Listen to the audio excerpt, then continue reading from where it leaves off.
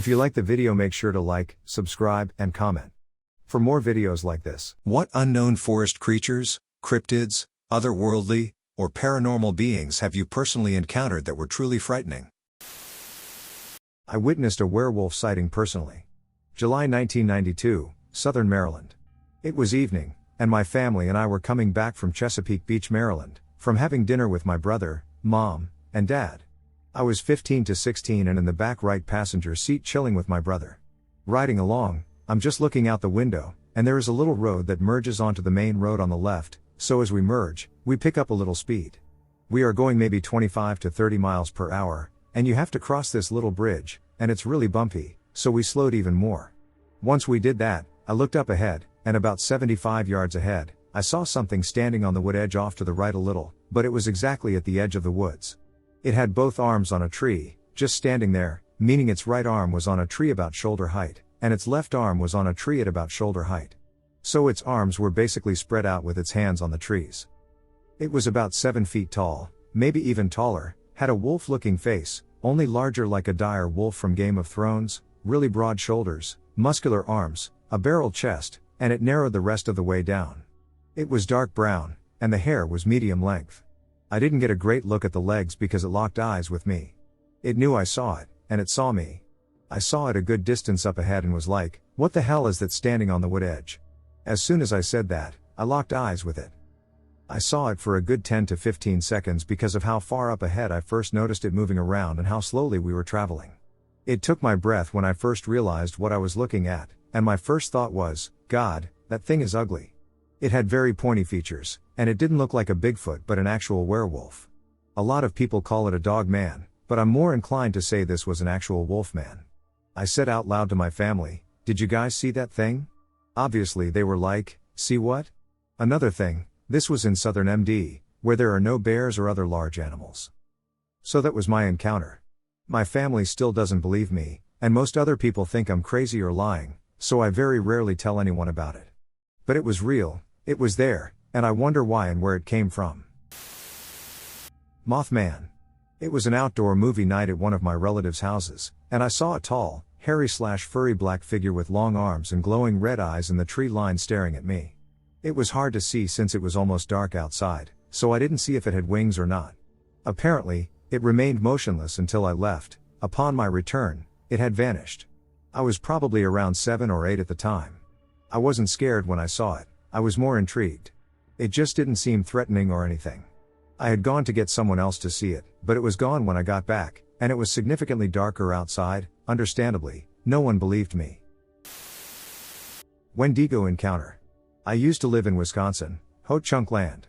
Although I never truly believed in any lore or mythology, I always respected the cultural traditions and history associated with our land. It was the middle of winter, and I had recently moved back into my parents' house. Their house was on top of a hill surrounded by forestry, literally out of a horror movie, I always told my friends. I'd been very depressed with the surrounding situation of moving back home. Unsure of my future, I had been tough on myself, merely getting up for food and to play games. Feelings the week leading up to the sighting, depressed, lost hope, and an unfamiliar rage almost bloodthirsty. I know that sounds strange and alarming. I dealt with depression my whole life, but this was something more intense. One night, walking past our porch's glass sliding door, I heard a creak coming from the floorboards outside. In an instant I looked up and was struck with fear, and I had frozen. There was a tall, hunchbacked figure with a torn-up black robe-like article covering himself. The figure was turned slightly, allowing me to see its face, but all I saw was a sunken-in eye, almost a hole where the eye is supposed to be. Still frozen, I looked down and away, trying to calm down. I walked past the door out of its line of sight. As I did so, I heard another step on the porch. I turned to look, and it had disappeared. Panicked, I went to my bedroom to draw what I had just seen. I couldn't draw it for more than 30 seconds without feeling sick from looking at the image. After doing so, I searched up the lore and mythology of the area. To my dismay, an image exactly like the one I drew pulls up, a Wendigo. I told my family and some close friends, to which some laughed and others warned me. My girlfriend stayed with me the next day, and we planned on doing a ritual of some sort, which she said would help. We were out on the back door porch talking about the Wendigos' likes/dislikes, I heard they don't like lights, it sounds childish, but I was so scared I swear a porch would scare him off, I thought. As I had said that, the light literally burned out and shut off, leaving us in the dark. We both froze in disbelief, again struck with unease. I turned to her, and we both run back inside, flicking the light switch to try to turn it back on. No luck. The next day she brings back sage and tells me to say some things while it's burning. The next week goes by with nothing but fear in me. My pops decides to buy a deer camera and put it up on the back porch. We usually see lots being surrounded by the forest. A month goes by, and my parents decide to sell the house out of nowhere and never let me see the deer camera. I frankly didn't want to see any more and didn't want to ask any questions, so I let it go. It was definitely not a fun time in my life, and I am still looking for clarity and comfort. Thank you for listening to this, and I hope nobody has to go through what I did. Let me start by saying I have no clue what I saw, but it wasn't human. This was in Western NC. When I was around 14, I was riding a four-wheeler, and it was getting pretty dark outside, so I started to head back towards the house. The four-wheeler took a sudden turn and stopped, causing the woods to become eerily quiet. While I was trying to start the thing back up, I glanced back, and maybe 10 to 15 feet behind me, I could only describe this thing as a tall, pale, naked man, but it did not look right at all. I got the wheeler started and took off. Right before I hit the clearing for the house, I heard my name called, and it sounded like it was right in my ear. I've never felt fear like that before. Needless to say, I never went out on the four-wheeler again, and to this day I will not go in those woods. This narrative does not originate from me, but rather from a friend of mine. Although I cannot definitively confirm that he saw the Mothman, I genuinely believe that he witnessed something unusual. When this came up, he knew nothing about the legend of the Mothman.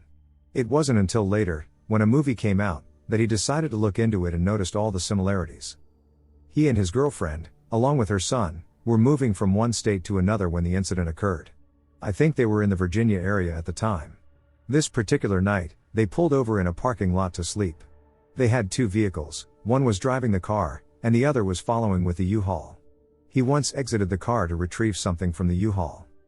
That's when he heard his girlfriend screaming. There was a tall, dark figure hovering over the car where she and her son were inside, and it seemed to be looking into the windows and poking or scratching at the glass. When my friend shined a flashlight on it, he said he saw squinting red eyes, and it was gone with a flash. It ended up landing on a tall branch in the tree line, and it was looking back at them with round, glowing red eyes. He watched it for a minute, then he said it darted straight up into the sky and took off. Without fluttering its wings, it swiftly soared higher than any terrestrial creature. He was incredibly shaken up by this encounter, and so was his girlfriend. He said that their relationship was never the same after this incident and that she changed. I'm such a fan of the Mothman that I kept pressing him for details, but you could tell it really upset him. Weird dog thing. For context, the event took place in a heavily wooded neighborhood in Nebraska. Both I and my friend were high. Most of this tale can probably be boiled down to coincidence, but I still feel like it's a cool story nonetheless. About a year ago, I and my friend, whom we'll call Jason, were driving around in my car smoking. We had been swapping ghost stories the entire time, and were both a little spooked. Around 11 at night, we entered a tree-lined neighborhood. As we were driving, we came to a dead end and had to turn around. As I was reversing my car, Jason told me in a muted tone to look out his window. In the driveway of the house that backed up to the woods was a huge black dog. Mind you, we knew the person who lived in that house and knew for a fact they were out of town and had brought their dog with them. It looked sickly, and it had walked out from behind their house. It didn't resemble any sort of coyote or wolf and stumbled towards us with a gait that seemed off. It appeared to have legs of varying sizes. We both just sat there like under a spell as it walked towards us, and it completely halted about 30-ish feet away from us. It looked like it was struggling to breathe, as its whole body heaved when it stopped moving. Its eyes were the weirdest part, as even though we couldn't really make out any other features, its eyes seemed to glow like how they would look on a night vision camera. The music that had been playing had stopped, and I was just filled with dread from looking at it. I'm white, but not white enough to go find out exactly what it was. We both regained our composure, and I managed to push it away from the house while the dog continued to stare at us with its peculiar eyes. Once we had completely left the area, the music abruptly cut back in, and we mutually agreed that what we saw wasn't right. The weirdest coincidence was that when I got home, my mom was watching a show on skinwalkers, and the first thing I noticed when I opened my phone was a video on skinwalkers. I don't know what I saw, and I doubt it was a skinwalker, but it was such an odd series of events that I don't know exactly what happened. Even as I was writing this, my phone glitched out in a way I've never seen and shut down, deleting everything I had written and making me write it again. Repeated sightings. Over the past 2 years I have repeatedly seen sightings of an inhuman form lurking just beyond clear view. For context, I live in Ohio along the Ohio River, just a mile or two from West Virginia, and the first time I saw what I now believe to be a Wendigo watching me curiously from the wood line just beyond my backyard. I've then seen what I believe to be the same creature coming home from late night shifts. There is a remote turn where I have to turn my high beams off, and seemingly intentionally. Every time I turn them off, I see a silhouette of something rush across the road on all fours before reaching the other side and returning to a bipedal stance. I've tried turning my high beams on to catch a glimpse of it on several occasions, but I cannot react fast enough to catch it. Is there any way this is a Wendigo or any other cryptid? Sighting of winged humanoid near Wheeler, Indiana. My brother and his family lived in a more rural setting than I did in Wheeler, Indiana, at the end of North Street. Often, I would spend Saturday evenings with him and his family, relaxing under the many stars that I never saw when I lived closer to the city. The atmosphere was serene and peaceful, with the night sky sparkling with stars like fireworks. One evening in July 2005, as it was approaching 11 p.m. or so, we were talking, and out of nowhere an enormous bird/owl/thing came off the roof of his 3-car garage and flew over us. As I looked up to the starlit sky, it was completely blacked out by this thing, and the sound of wings in the air could be heard. The flapping sound was very loud, deep, and slow, unlike the sound of feathered wings. My sister-in-law ran into the house, but I strained to see what it was. It had an enormous wingspan. The full silhouette of the creature was massive, measuring about 15 feet across from wingtip to wingtip, and its thin body was approximately 6 feet long. I remember thinking that's too big for a bird, even an owl. I didn't see legs, but there was a long, thin, tapered tail. Despite the absence of a distinct head, there was an intermittent reddish glow near the head area. My brother came out asking what all the fuss was that his wife was yelling at him to go see. I explained what I saw, and he knows I am not a fabricator. I say what I saw. He said, and I quote, "Hell of a time for me to go to the head, huh?" I missed it. My brother and sister-in-law no longer live at the location. So, to this day, when I'm out at night, I look up a whole lot more. This world has unexplained events everywhere. My real experience with the Chupacabra. The following is my encounter with what I and my family think might have genuinely been a Chupacabra. My family and I visited Cancun last year, and it was a great and relaxing vacation. The resort was beautiful and pretty big. One of the on-site restaurants was a bit of a walk through the resort along the ocean, and they had a little golf cart to haul people around. Very fun. On our first night we tried this great restaurant and didn't want to walk all the way back to our rooms, so we waited for the golf carts to pick us up. It was pitch black outside with very little lighting on walkways. There were tons of trees giving plenty of shade for this creature to hide. While looking around for the next pickup cart, I alone walked a little ways away but immediately stopped when I saw what I believe could have been a Chupacabra. It was just a shadowy silhouette running across the walkway. It looked like a big dog with a bony ribcage with skinny, deer-like legs and paws. It had a dog snout and some rough teeth. It was quick, but I can see some details. It definitely was not a normal dog. I ran back to my family and GF, trying to convince them of what I saw and that we need a golf cart ASAP. They laughed and were intrigued, so they walked over to the sighting. Behold, my girlfriend starts freaking out as we both see it again running back into the bushes. It was freakishly running like a limp or bunny type movement. I'm just glad I wasn't the only one who saw it. The rest of the week we didn't see anything like it again, but I know what I saw, and it could have been a Chupacabra easily. This is one of those cryptids I'll believe in now. What do you think we saw? I am not entirely sure what I would call the cryptid I encountered, but my best guess is what the local Ojibwe refer to as Memegwesi. A child-sized creature covered entirely in long hair. What I saw resembled Cousin It from Adam's Family, sans the sunglasses, with glowing yellow eyes. According to the Ojibwe, Memegwesi only shows itself to children and medicine men.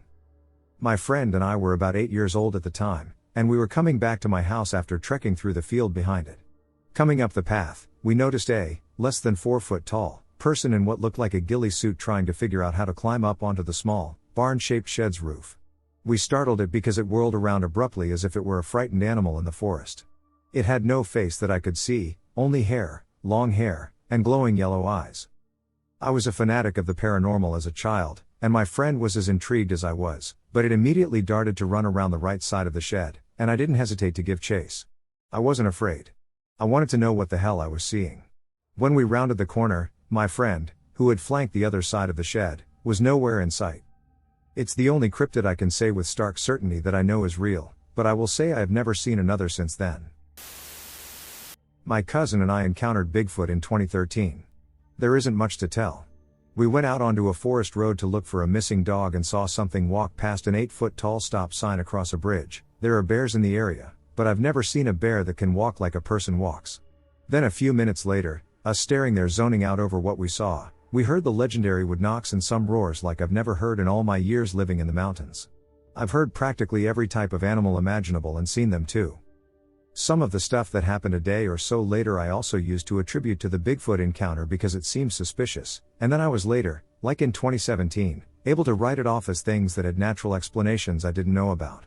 The plot resolution was nice there because those things were even creepier than seeing Bigfoot was. I never believed in Bigfoot or cryptids before this happened and had always made fun of my cousin's dad for believing in Bigfoot/other cryptids. This happened to me when I was in 4th grade. I used to visit my grandma during my summer vacation. It was a fairly large house with 2 floors and multiple sheds here and there. In the back of the house there were these woods near one of the sheds. As a kid, I used to travel through these woods occasionally, as I liked staying there with the trees and the birds. I know it's weird, but I looked for fossils as well as hoping to find some dinosaurs or something. One day I was digging, and I found a head of something that looked like a bull. I thought I found something like an old species of bison or something. And rushed to my grandmother. I told her of my discovery, and she said it was just a bull that died years ago. I then asked why it was there, and she said people used to bury their dead animals there, and it acted like some sort of pet cemetery. I was disappointed, but I still kept the skull because I found it to be really cool. My grandmother said to throw it away, but I hid it in the shed near those woods thinking it would be safe there. I then returned the next day, hoping to find more skeletons, and I did. I found skulls of dogs, rats, and some unidentifiable bones. I used to store them in the shed near the woods. One time I went a little too deep in the woods looking for such finds. Moving past a fence, I found I began roaming and lost my way. I knew my grandma would be working at her farm and she wouldn't be home. I was so scared, and night was approaching. The only things I had with me were a hand shovel, a bag, and a small torch. I was moving as fast as I could, trying my best to find my house. As I was walking through the forest, I saw a shadow of something that looked like a deer with large antlers, but something was odd about it. It didn't seem to move even after seeing me. Usually deer run away after they see someone, and I was surprised that it didn't. Suddenly it turned to me with its glowing bright eyes, and then to my horror, I noticed it didn't have the body of a deer. It was something else entirely. It had the legs of what seemed like a dog with paws and the body with human-like features. I couldn't see any fur. Instead, I saw skin, rotting skin with dry blood and maggots. I slowly backed away from that thing. To my surprise, it charged at me with a loud roar. I ran without any aim through the thick woods with that thing right behind me with its glowing eyes and disproportionate body. I ran through every thorny bush and climbed on every ledge until I saw the light of home. I opened the back door and stormed in, closing it behind me. I peeked through a semi-visible window on the door to see the creature attempting to move up the stairs near the woods to my house, but it stopped midway, turning its bulky head here and there, and then left. I could see its front legs were bigger than its hind legs, like those of a gorilla. I ran to my grandma's room, and she asked me where I was all this time and said that she was worried about me. I kept quiet, and I lied that I was just around the backyard, and she warned me not to go in the woods without her accompanying me. The very next day I went to go check those skulls I had collected in the shed near the woods to throw them away.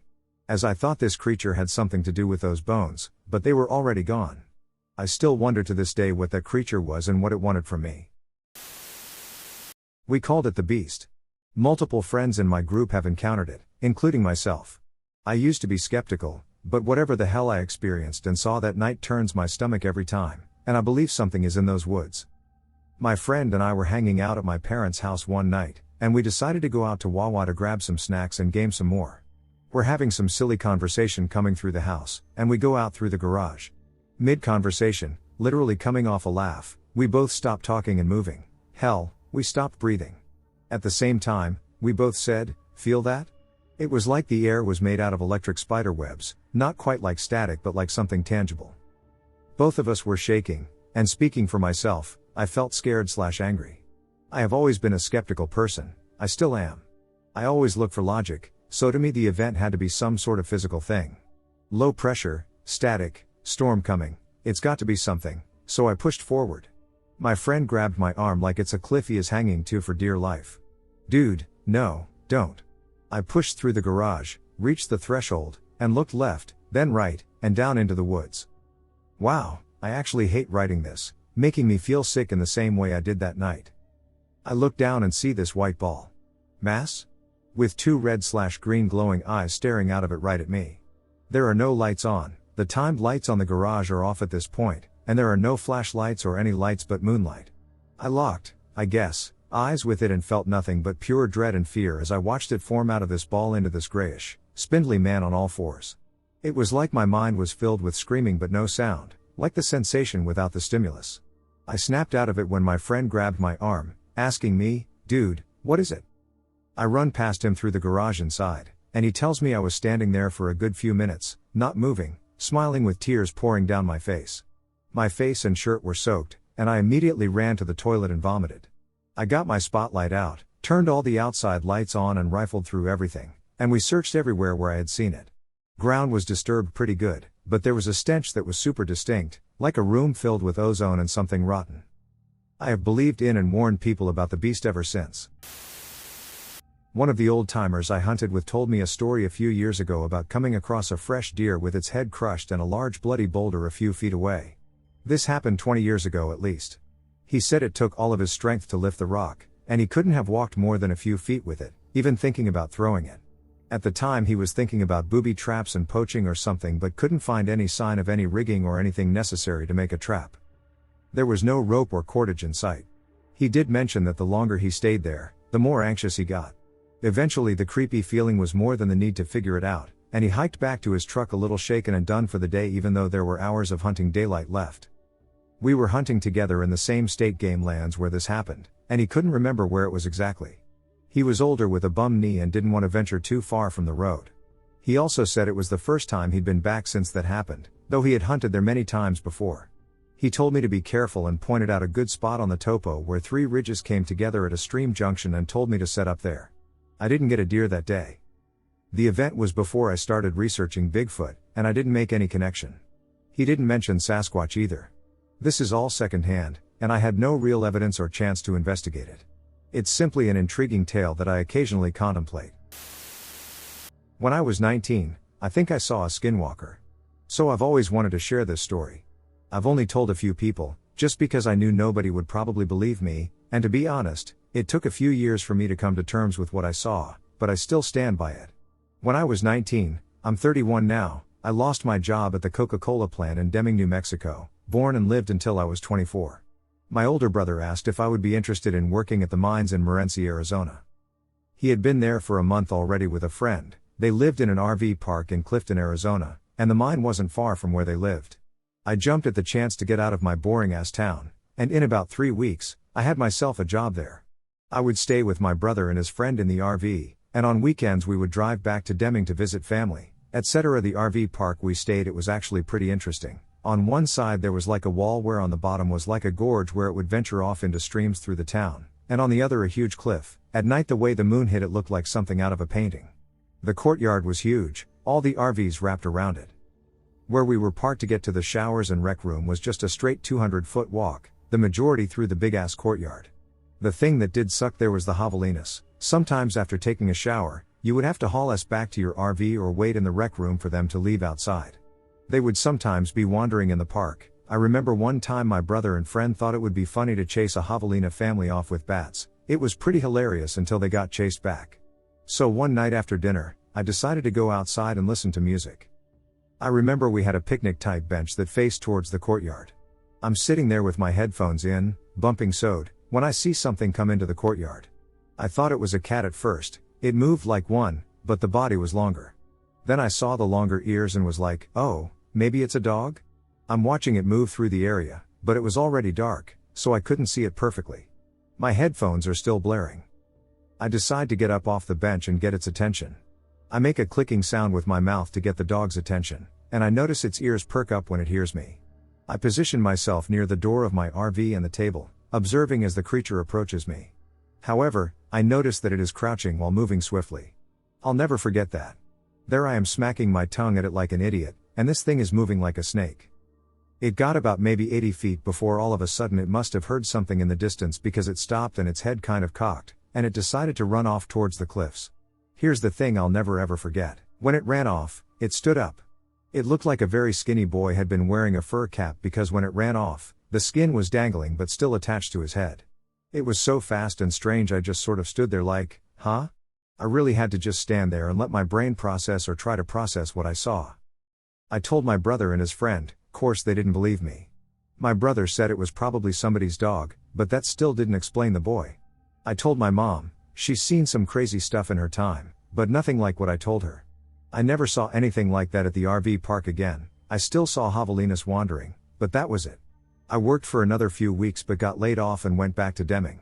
I honestly don't know too much about skinwalkers, but I know I saw something that wasn't in the realm of normal.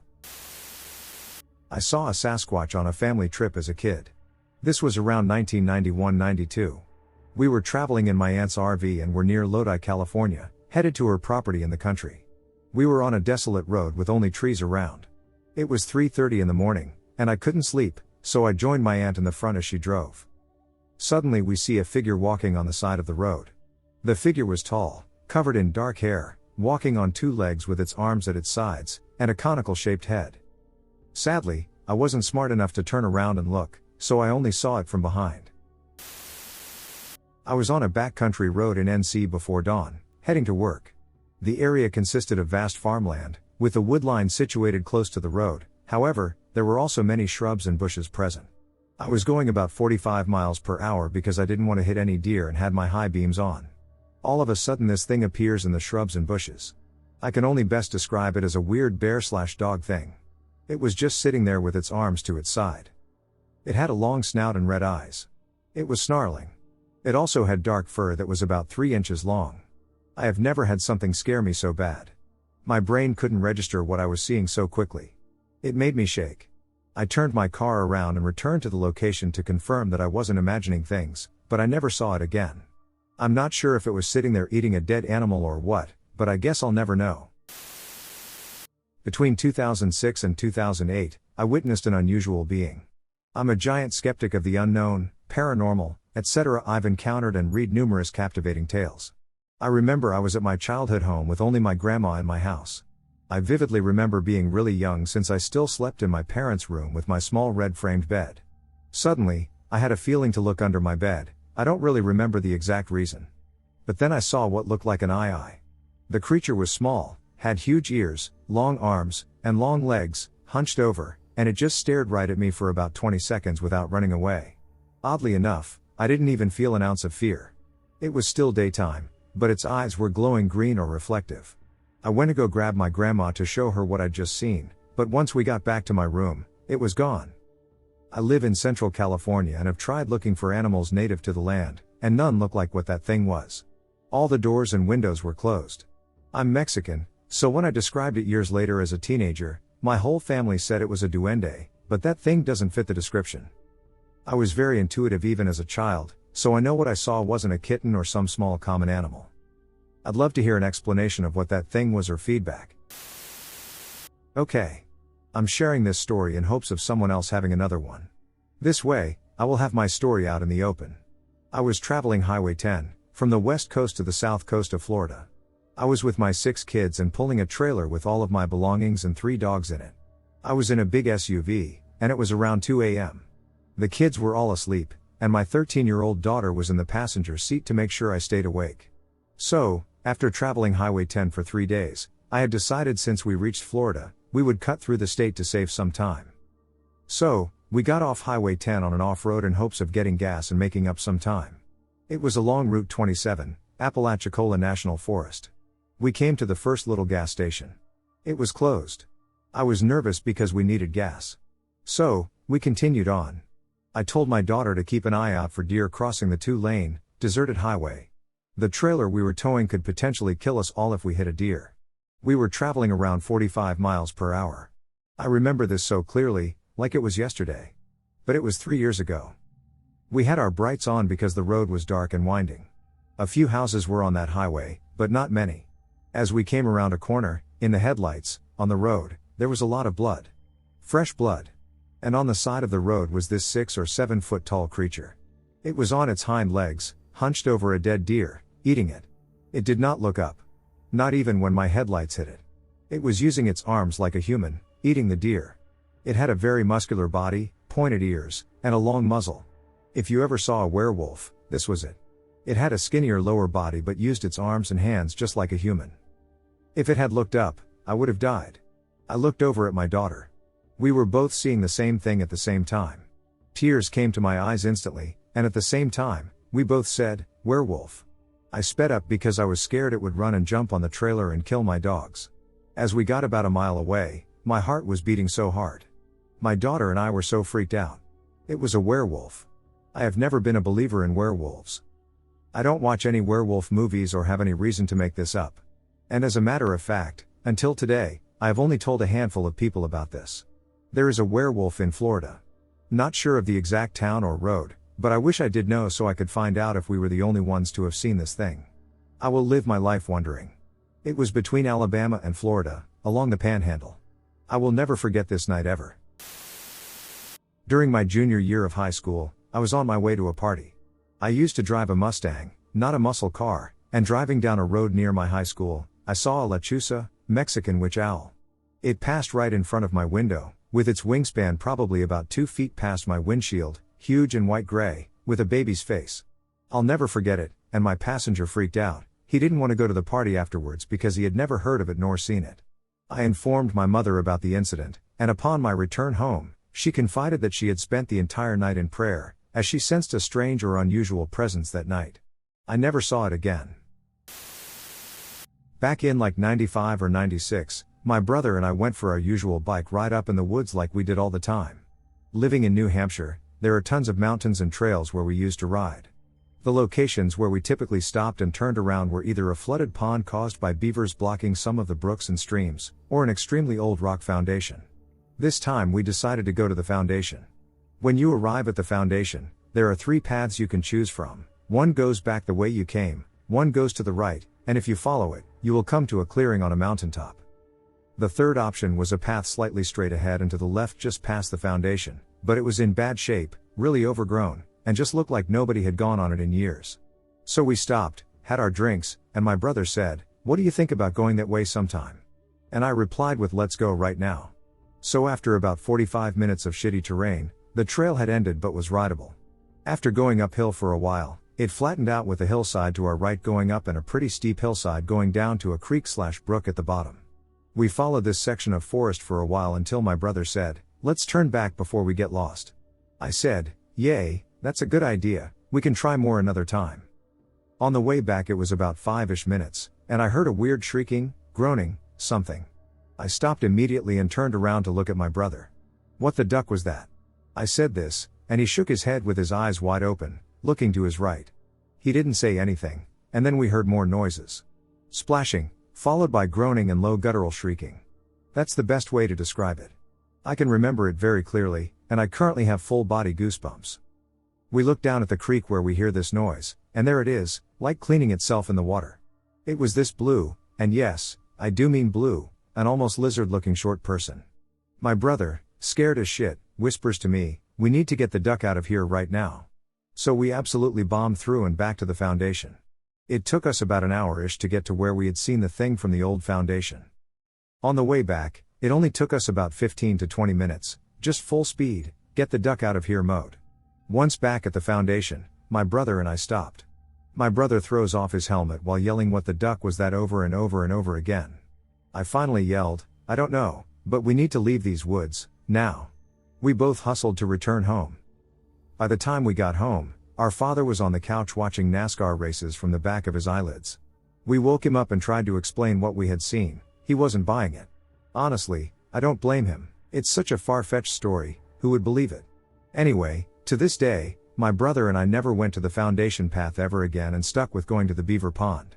If you ask him about the story, he doesn't like talking about it but will reluctantly tell his version.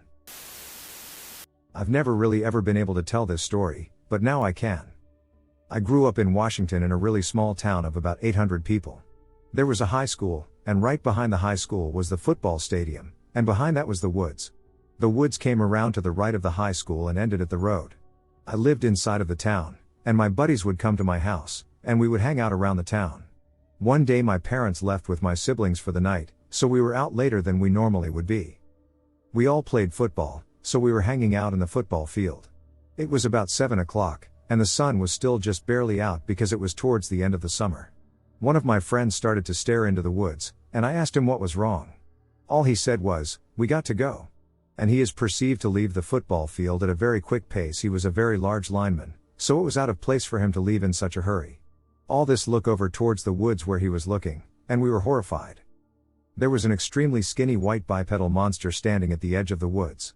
We couldn't see much because it was so far off and was getting dark, but we sprinted away, catching up with our other friend. We got to the street and ended up crossing it because we didn't want to be on the same side as the woods. While we were walking back, we heard something in the woods across the street, but we were unsure if it was the creature or just any little squirrel. We got back to my house, locked all the doors, and hid in my bedroom with knives. Luckily it never followed us. But we were paranoid for not only the rest of the night but the rest of high school.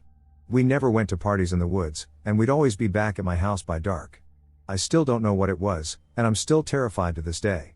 I and my friends have never really talked to anyone about this, but I wanted to know if anyone knew anything about it.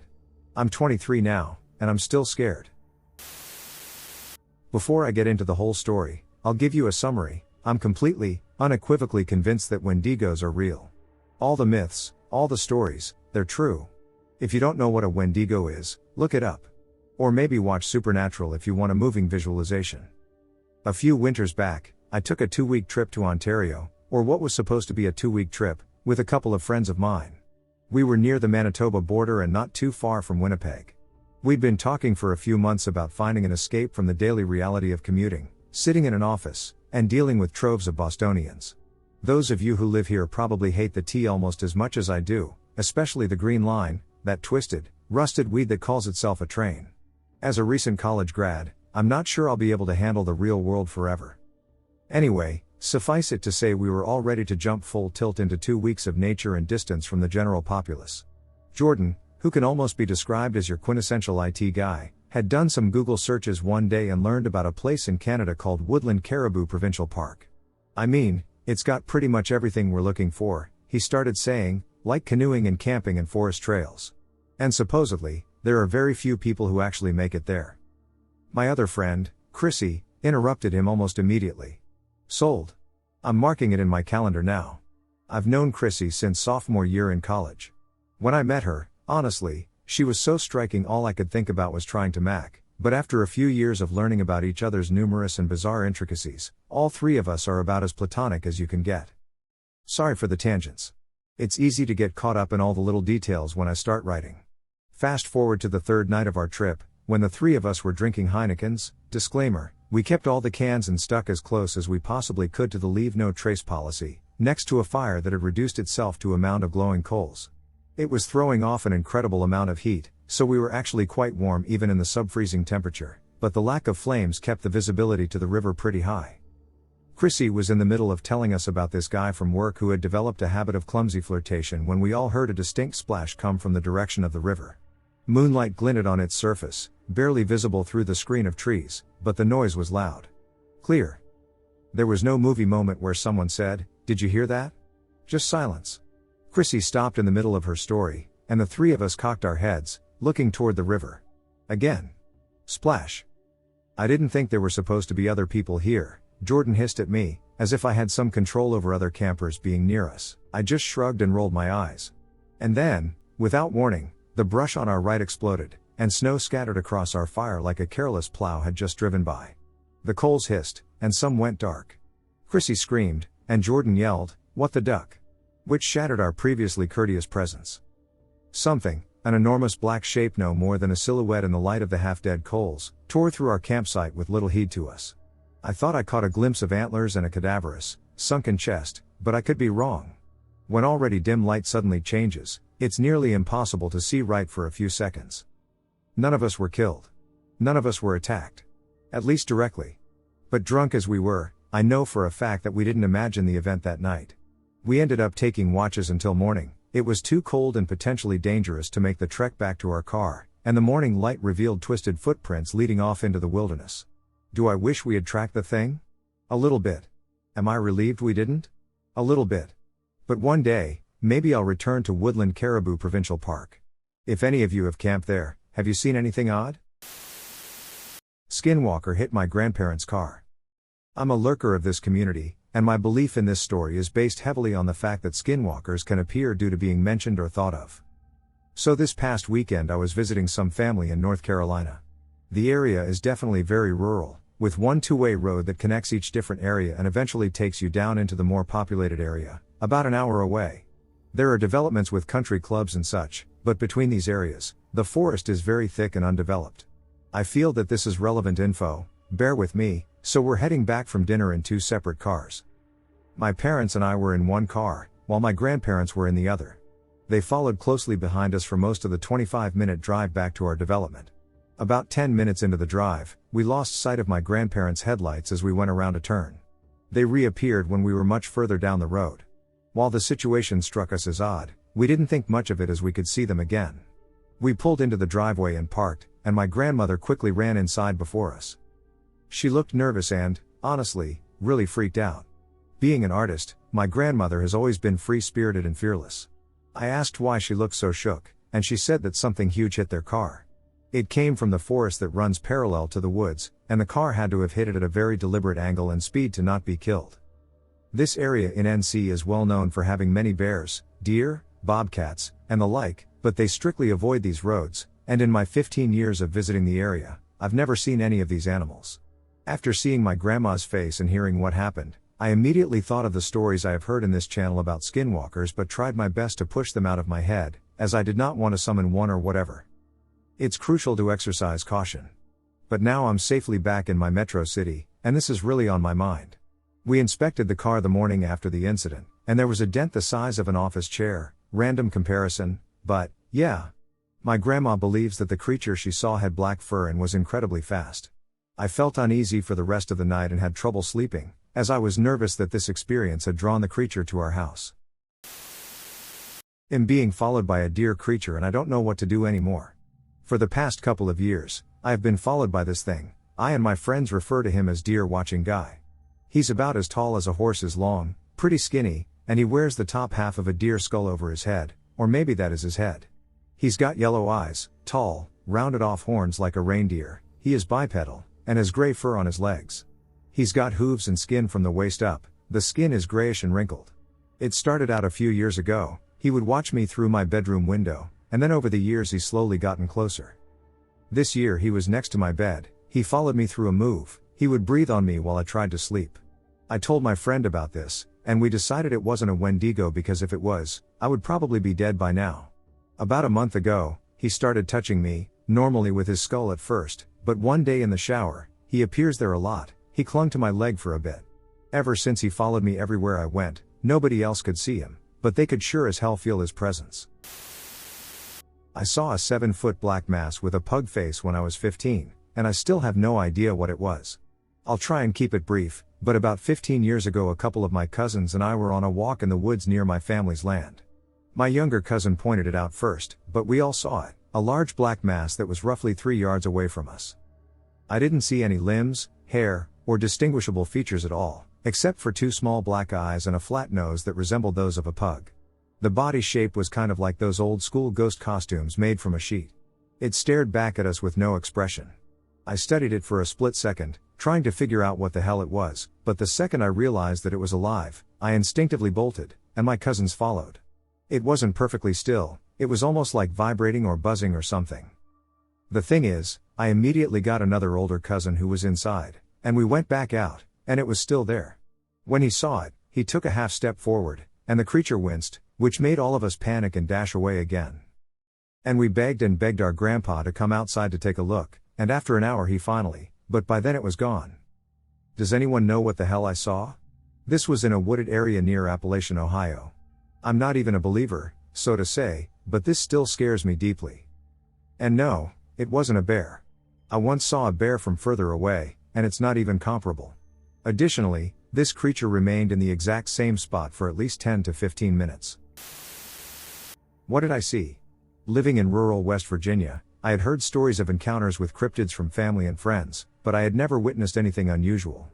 I currently live with my boyfriend, and one night I went to visit my parents at like 9 p.m. It's about a 30-minute drive if we go through town, but about 20 if we go through the state park we live next to.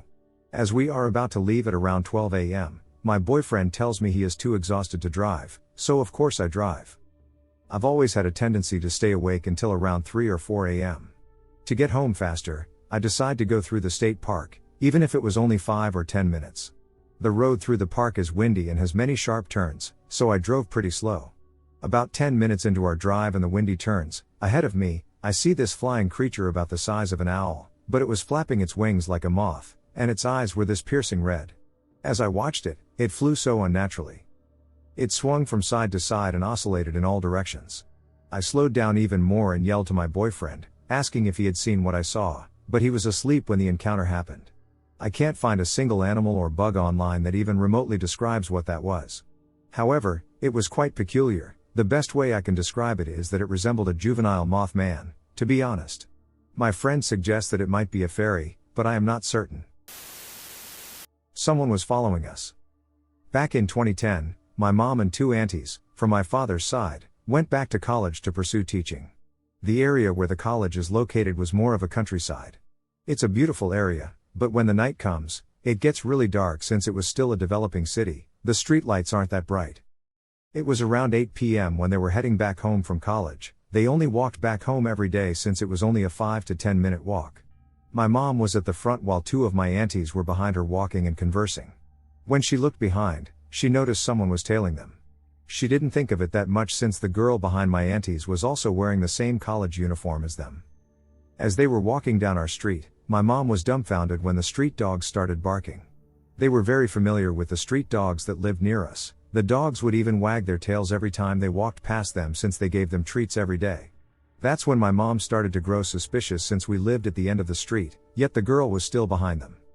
My aunts noticed my mom keeps looking behind them. When they were finally at the gate of our house, she peeked behind once more, but the girl she saw wasn't there anymore.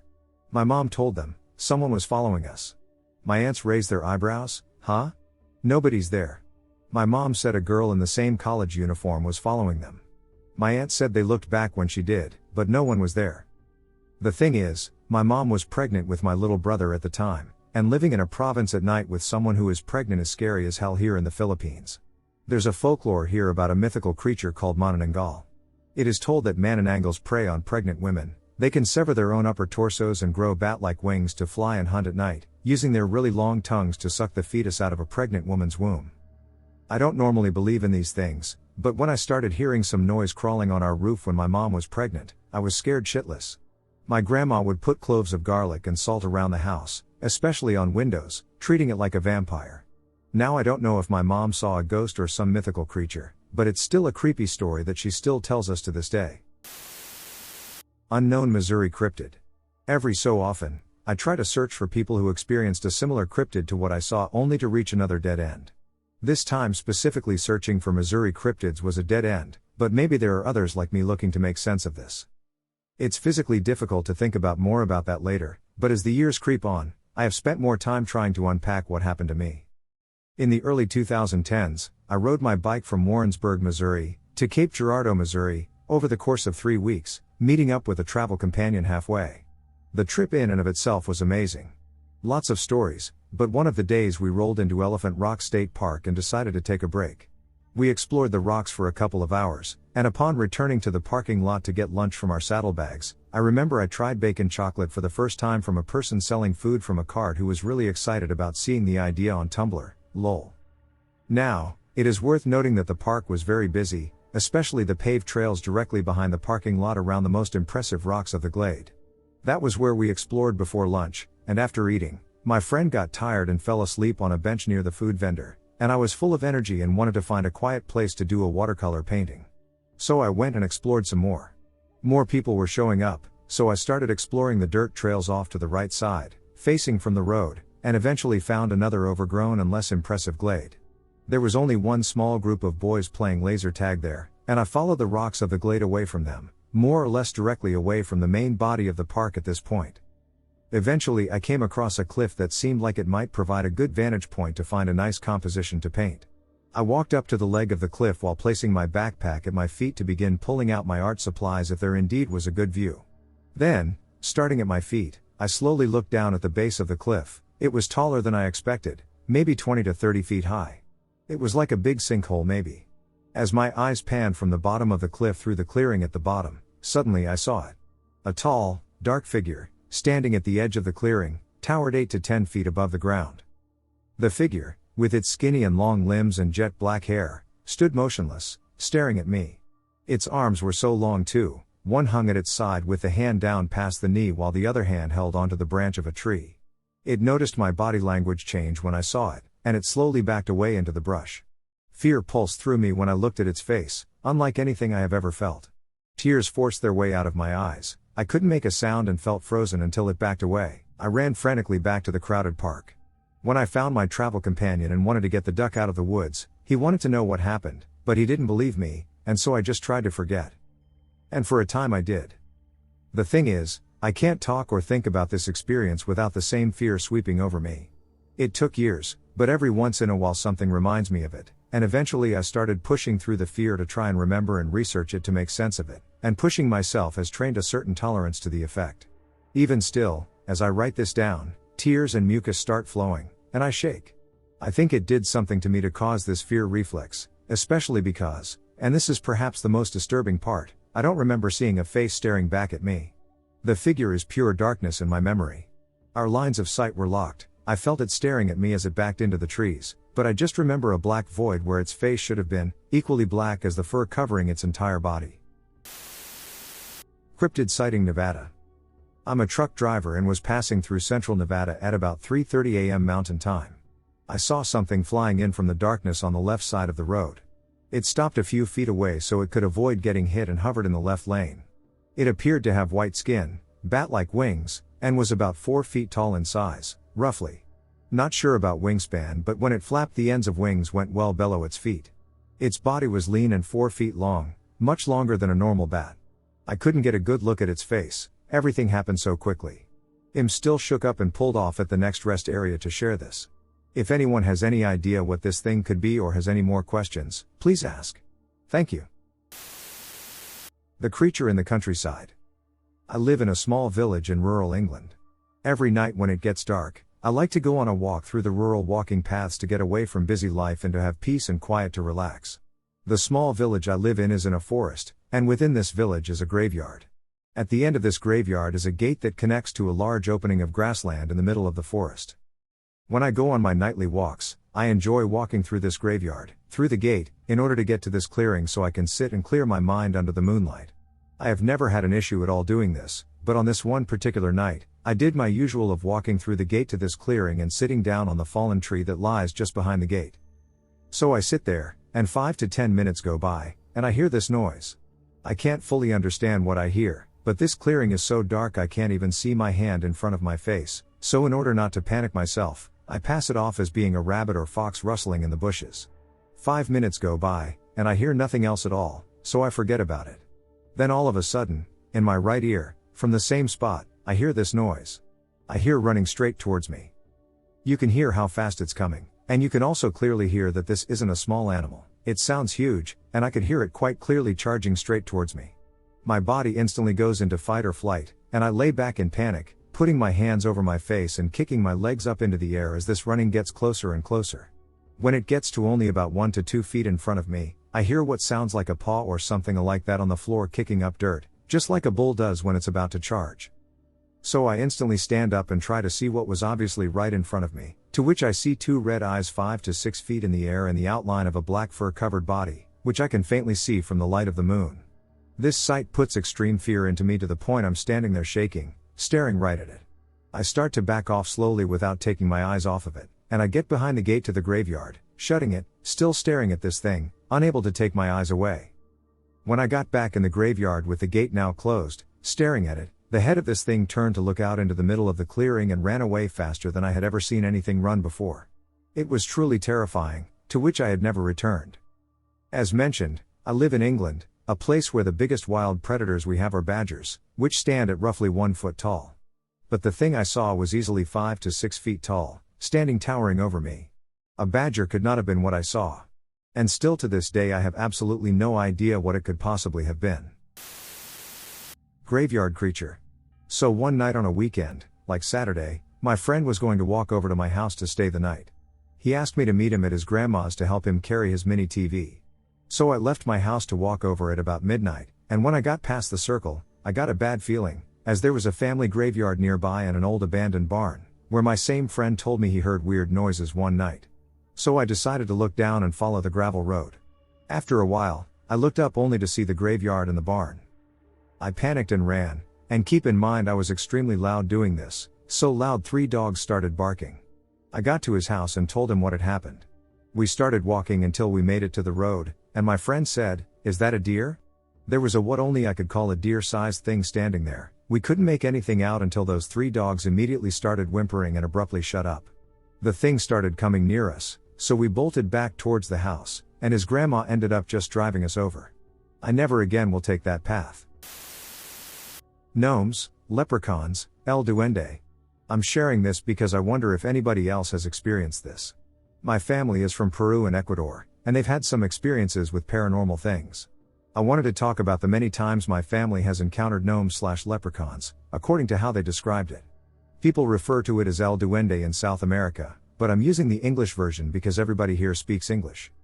What it is, according to my family. It is a humanoid demon the size of a chair that has freakishly long fingers and hands. It feeds off animals and anything weak and lives in fig trees in which it hides. It loved to play with children, often disguising itself as a child because of its childlike body, and would proceed to lure the child away into the wilderness for them to be eventually killed. The gnome would play with the kid with its hands, softly slapping the kid around and eventually becoming aggressive, slapping, and then either eating the child alive or snapping its neck. It would also eat defenseless creatures like chickens, rats, etc. They can speak, and they hide from people unless they think the person is gullible or mentally weak. I.e., if they know you'll cower in fear just from their presence, then they would boldly appear to you if they choose to. They also wear hats, and they avoid urban areas or places with lots of people and prefer to be around more rural areas with not that many people around, and they don't like living in pure wilderness. They use humans as a way to find food. Where there's humans, there are animals they can feed on or children they can feed on. Gnomes thrive in fear. If they know you don't fear them, then they will fear you and avoid you like the plague. My family's stories. When my mother was little, she lived in extreme poverty in Peru under socialist rule. She lived in the jungles where you'd have to walk hours to get to school and cross lots of wilderness. During this time most of Peru was very sparse and spread out from each other. Think of it like pre-industrial America, where there were few cities, towns were very small and far from civilization, and most people lived in the middle of nowhere, far from each other. That was Peru, but significantly poorer. My mom lived with her uncle during this encounter, and her uncle raised chickens. The house was 2 stories, with one story having a roof and the second story having no roof. The second story was where he raised his chickens. My mother told me about the time when a gnome would come to the house at midnight to eat the chickens, and the gnome would wander the house for extra food, often making messes. Her uncle was terrified to confront the gnome, and so for the 3 days the gnome was there, he would ignore it until the gnome began to eat his chickens. This was the 3rd day in which the gnome was trying to open the cage the chickens were in. My mom's uncle sneaked into the second story and quickly opened the door, where he rushed at the gnome to scare it away. This is when my mom saw the gnome quickly screeching away, and it never came back. Her uncle described to me what the gnome looked like before he passed away. My father, when he was little, also had to walk long distances to reach his school, but he lived in Ecuador. My father recalled a traumatizing time when he was crossing the usual dirt path the kids would take to go to school, and somewhere along the path he saw a leprechaun. The leprechaun would hide between the bushes along the path and make whispers that sounded like a child. The leprechaun would say that he was starving or that he needed help to bait my father or the other small children into going into the bush. My father was scared and ran back home to inform his grandpa about the suspected leprechaun in the bushes. My dad and grandpa then drove to where my dad said the leprechaun was. And after searching, my father's grandpa found the leprechaun and killed it with his machete. The leprechaun would screech loudly and try to run away from my great-grandpa, but they couldn't outrun the pickup truck and ended up hacked to death. My father still remembers seeing the leprechaun desperately trying to run away from my great-grandpa after getting slashed by his machete. I have a few more stories. I want to hear more stories from others or learn more about gnomes and leprechauns. I've been scouring the internet, but all I've found is a Wikipedia page. My dad told me that leprechauns are most likely very rare now because of the increased population of humans. Because during this time, my parents were little, and Peru was mostly a Wild West. To put this in perspective, there were still socialist guerrillas going around killing and pillaging people, and crime was rampant.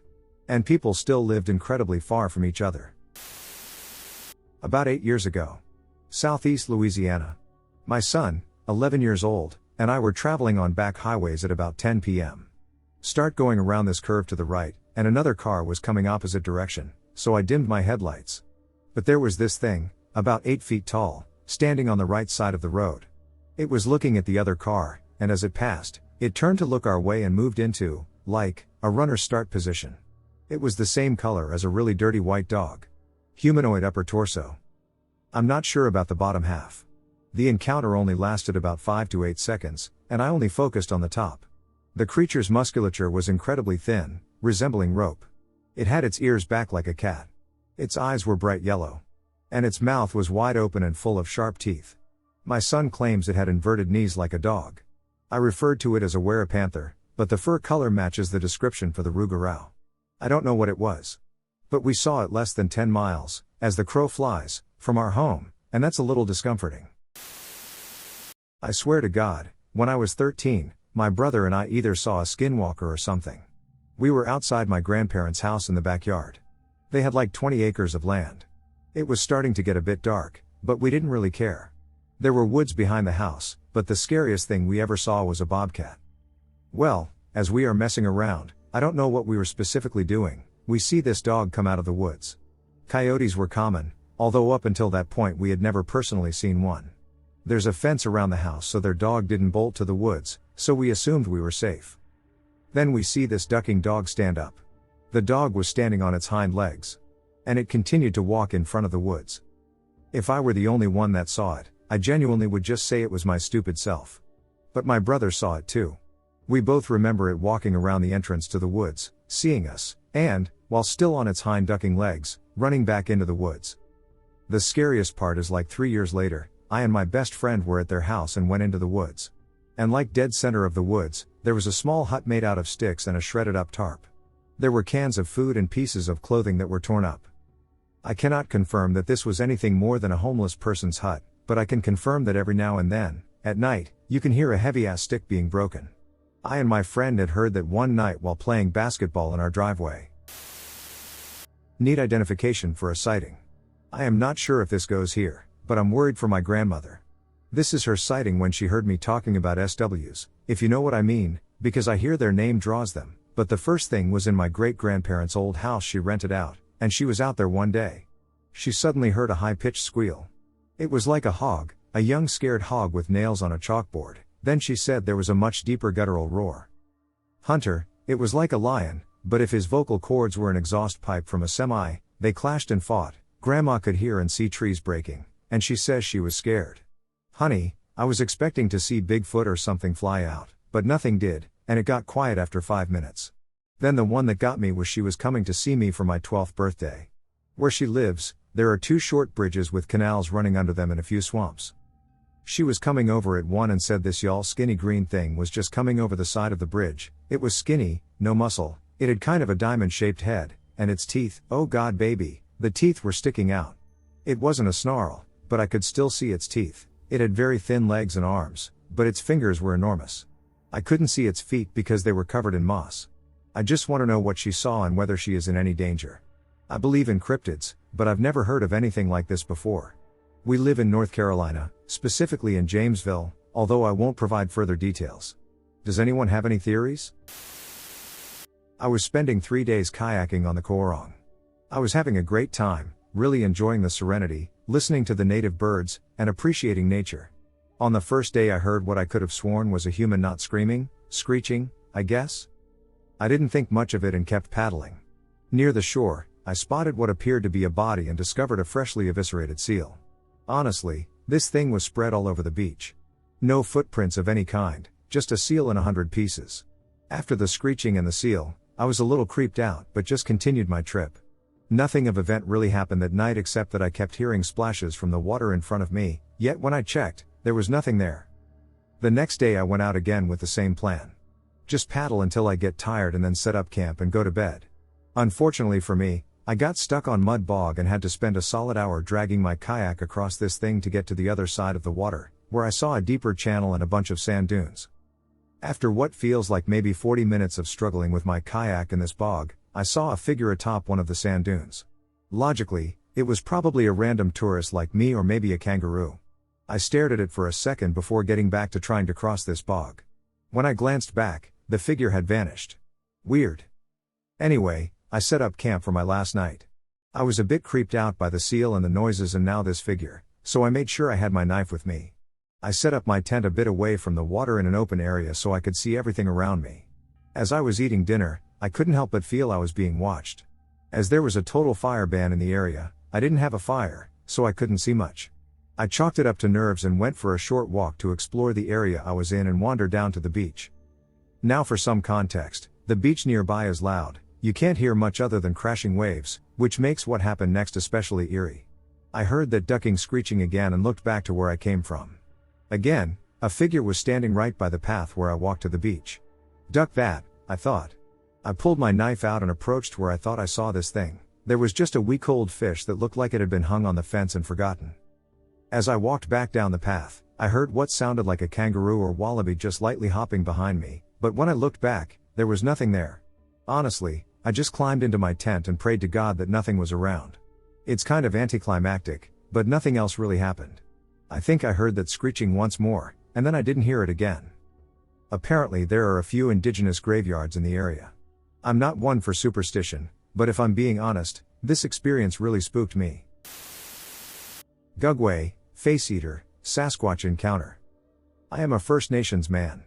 I was between 36 and 37 years old at the time. I've hunted all my life since I was a child. I never handled guns when I was that young, mind you, but my family always took me out with them. I started going out on my own when I was about 14 to 15 years old. On to the encounter. I park my truck at the gravel pit and start walking the game trail to the lake, which is 1.5 to 2 kilometers away from the pit. Remember that I've had an encounter in this exact same spot a year prior. By this time a year has passed, and I've convinced myself that what I saw couldn't have possibly been real. I started out and came to the spot where I saw the grinning sabe. When I get to the spot, the big pile of trees is gone, just gone, with no signs of any leftover trees from the year before. I look around the area for signs of the felled trees, and there is nothing, so strange. I shrug it off, thinking there has to be a logical explanation. Anyway, I start hiking again and hear a moose off in the distance. I get my rifle out and go around a bend on the trail, and as luck would have it, the young bull is within shooting distance. I load my rifle, take a knee, and start breathing slowly for a good shot. I take aim, and snap, a tree is broken directly behind me. Immediately, I go into defense mode. I whirl around, pointing my gun, expecting to see another moose or maybe a bear. But what I see standing there is no bear or moose. It's this god-awful, hideous humanoid. It is staring at my gun. Its eyes are darting back and forth from my gun to my eyes. Those is, so nightmarish and huge, black eyes, no whites. This thing, upon seeing it, the very first thought that popped into my head was, OMG. It's a demon? I'm effing dead. I look at its blackish gray face, and it's got these super deep wrinkles in its forehead. What I immediately notice is the placement of its eyes. One is lower on its face than the other eye, about an inch out of place, like almost on top of its cheekbone. The head is not sloped or domed, it's like ours, only larger. Its upper lip curled up, revealing those damned shark teeth I saw with the last one. Yellow stained teeth like triangles, some are chipped and broken, not many, but noticeable. So there it is, standing there about 4 to 5 feet away from me. This thing is giving off a death vibe, 100% predator. I start weighing my options on a shot placement. I look at the rest of its body, and it's covered in long, wispy hair, maybe 4 to 6 inches long. It's obviously hair and not fur, as it is clearly blowing with the wind. This creature isn't much taller than I am. I stand at 6 tall. The muscles on this creature are impressive, akin to those of a bodybuilder on steroids. I think, if it comes to it, I'll have to aim for the eye. That's the other weird thing. This thing, approached from downwind, to me that is intelligence. Upon looking at the body, I notice that it has patches of missing hair on its chest area. Now for the skeptics out there, this absolutely could not have been a misidentification on my part. I've seen bears with mange over my lifetime of hunting, 100% not a bear. I say that because this damn thing has hands, yes, hands with an opposable thumb. I clearly saw its hands because it put up its outstretched hand like a human would to indicate, stop or don't shoot. On its other hand, which is at its side, is where I see long, black, cracked fingernails. These look just like human fingernails, only sharper and longer. Underneath the missing hair is gray skin that looks like something rubbed it off after repeating a task many times. I look down at its feet, and yes, it has feet, not paws. By this time I've started talking Cree language to it. I'm telling it, look, I understand that you can hurt me, and I also have the ability to hurt you. That is not what I want. I've caught you trying to sneak up on me. I only want to leave. It never answered me. Rather, it leaned back with its long arm and caught itself. Both feet were planted, and the other arm was supporting its weight on the ground. It continued to hold its outstretched hand in a stop or don't shoot position. Upon seeing this, I started to lower my rifle slowly. When I lowered my rifle, the creature also uncurled its lip in response to my action.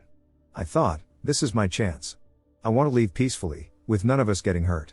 At this point, I notice it is clearly looking past me, behind me. So I moved very slowly and leaned the 30.06 semi-auto up against a small tree. I closed my eyes and turned around, putting myself at this thing's mercy. I count to 5 in my head. All I hear at this point is this thing taking off, breaking small trees and stuff, and so very fast, so fast. I GTFO there. I used to be a solo hunter and trek for kilometers at a time. I even hunted at night, as I'm on a reserve for First Nations. Hunting was my greatest passion, but after all this, I cannot hunt anymore, especially at night. I will still go out in the daytime, but now all I think about are these two encounters. It's taken the joy of hunting away, knowing these things are out there and I have to keep my head on a swivel. I refuse to go back to that area. I mean, 3 strikes and you're out, you know? This has changed my worldview fundamentally. What else is out there? I would be willing to undergo hypnosis, take a lie detector test, or anything. Why? To advance our understanding and knowledge of these things. I share these stories for educational purposes and to provide warnings about the potentially dangerous things that exist out there. Interestingly enough, my reservation is directly adjacent to a provincial park. Coincidence or not, I don't know. Troll. I have a genuine story about my encounter with a troll. This is real, not some made-up story. I wonder if anyone else has ever had an encounter with a troll. When I was about 10, I was playing hide and seek and was hiding in our attic. I had been in the attic many times, it was just another room in the house. The lights were off, so it was kind of dark with only light coming through the windows behind me. I was sitting on the floor and heard something walking toward me. I saw a short, stocky figure with longer, messy hair slowly walking towards me as if it was trying to figure out what I was. It came up to me, and I was so scared I just sat there looking at it. It reached out and touched my face. Its fingers were short and fat, moist. Its face was round, fat, and mushy looking. It smelled like wet dirt and moss, as if you walk through the woods right after a heavy rain. Once it touched my face, I got up and ran. My mother immediately went up there to see if someone was there and found nothing. I swear it happened, and it was real. The weird date, Chupacabra sighting, coincidences, week-long memory loss? At a particularly dark time in my life, I went on a date with somebody. He was brilliant, and we clicked well over text. We met at a pizza place, and the conversation got dark. He shared a story of a near-death car crash and seeing ghosts of his dad. I have my own ghost story. One I rarely share, even amongst close friends. For some reason, I felt like sharing it with him. I won't get too detailed, but the story involves seeing and receiving a message from the ghost of my friend who had ended himself. After pizza, I and my date went for a walk to a park nearby to sit and continue chatting. Mind you, we are both completely sober, all we had was water and the pizza. While sitting at the park, I point out an armadillo over by the trees about 15 yards away. We're both looking over at the armadillo and the trees when a bipedal, gray-skinned, hairless creature appears, then disappears behind a tree. In the moment I turned to him and said, "What animal was that?" He said he didn't know, but he saw its eyes glow. And then we drop the topic and shrug it off. The date goes on to be a disaster because he drives me to a Buc-ee's way out of town, rather than the local one I wanted to visit. Furthermore, he got pulled over for speeding on the way, and I had to console him after. Needless to say, I sent him a text the next day that I would not be interested in a second date, lol. The weird thing is, I completely forgot about the Chupacabra, the Dobby from Harry Potter looking creature. About a week later, I was telling a friend about my date, and I suddenly remembered the Chupacabra sighting. I got so scared I started to cry to my friend. Because of my visceral reaction, I reached back out to my date, just to get confirmation on what we both saw, and he confirmed. That same week I was talking to my ex-GF, who introduced me to my friend who ended themselves, whose ghost story I shared with my date. I told my ex-girlfriend about my date, sharing my ghost story, and all the strangeness that followed. And to my surprise, my ex-girlfriend asked for my date's last name. I share his full name with her, and she tells me that they knew each other and that my date knew our dead friend as well. I actually could not believe this, and it still blows my mind, especially because they all knew each other from online. She and I were long distance. I haven't been sure what to make of this, and I wanted to share my story online. I saw a mopping guari. So this happened around the end of May, 2016. I'm from Guyana, specifically Georgetown, but we came to the US when I was pretty young, and I grew up in NYC. This is to preface the fact that I do not have much experience with wild animals at all. I am a huge dog lover, though. Shout out to all my fellow dog parents in here. My grandpa is native, belonging to an Amerindian Arawak tribe. He grew up hunting and foraging in the East Berbice-Quarantine area on the Apira Amerindian Reservation. He is extremely knowledgeable on the flora and fauna of that region because he is a conservation ranger/guide and a GDF vet. He's basically an expert on the Amazon interior as a whole. During my childhood, we would take an annual trip back home every summer to visit him and some of our other family members. He would get on his old speedboat and travel up the Rupununi River to stay with us for a week in Georgetown. He would frequently share stories with me about the bizarre creatures he had encountered in the interior, such as mermaids, shape-shifting river dolphins, witches, and dragons, to name a few. One that always stood out to me was the mopping guari legend, because he was always talking about how he'd seen them multiple times. He would even argue with our family friends who believed the original depiction of the mopping guari as a Bigfoot-like creature, but my grandpa was adamant that he'd seen it, and it resembled a tall bear. A week into the trip, I went to the reservation with him, as he had promised to take me on one of his tours, and then we'd camp out at the outpost station at the edge of the village. Keep in mind that I was already sick on this trip from food poisoning and the boat ride to the reservation, so even though I was excited, I was equally exhausted. Once we gathered his tour group, of expat city goers, we ventured into the bush on the eastern side of the village. The tour went great. We spotted some black caiman near the riverbank, tropical birds, and found jaguar scat. Strangely, towards the end of the tour, we found what I can only describe as a huge mound of dirt and red clay that formed what looked like a cave. The tourists asked my grandpa about it, but he danced around the question and made some joke about the Amazon having a mind of its own.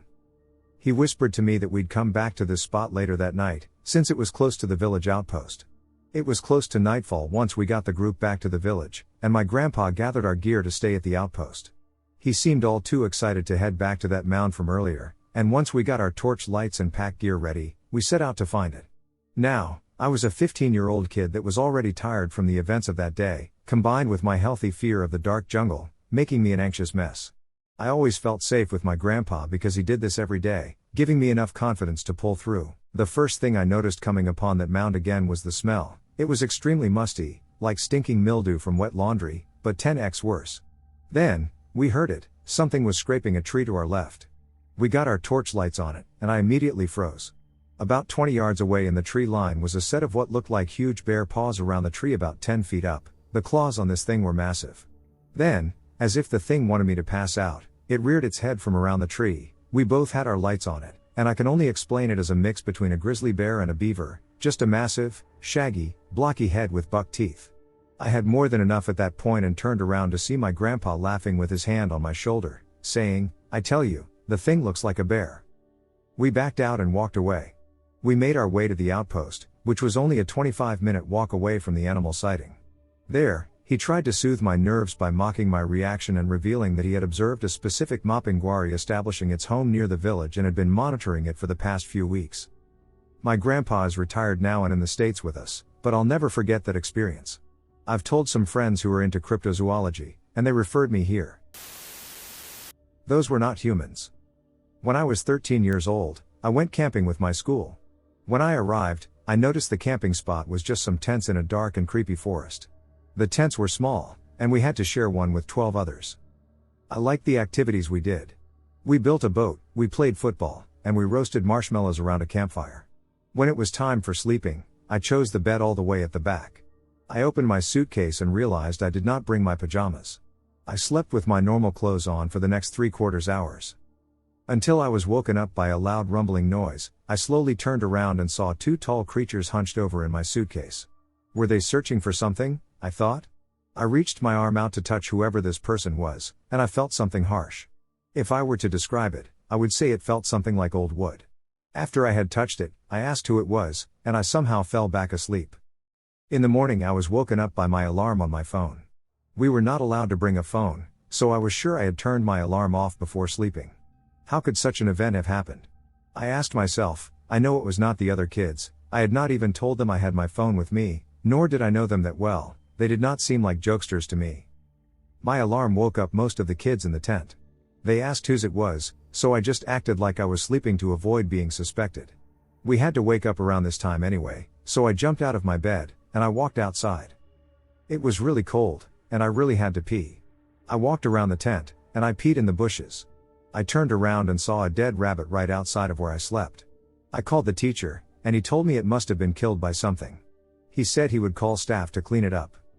This day was not really that interesting. I mostly just lay in bed eating candy and thinking about what happened that night.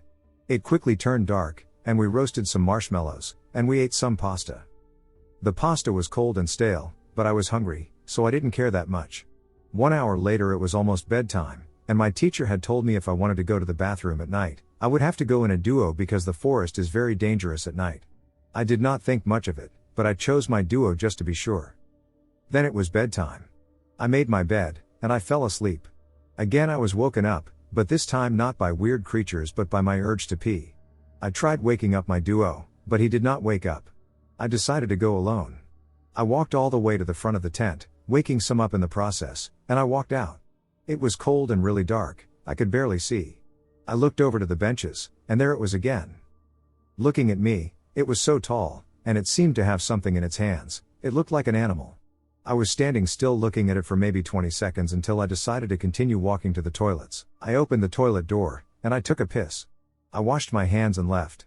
When I returned, I looked at the benches again. The creature was gone. Was it haunting me specifically? No one else had seen it, only me.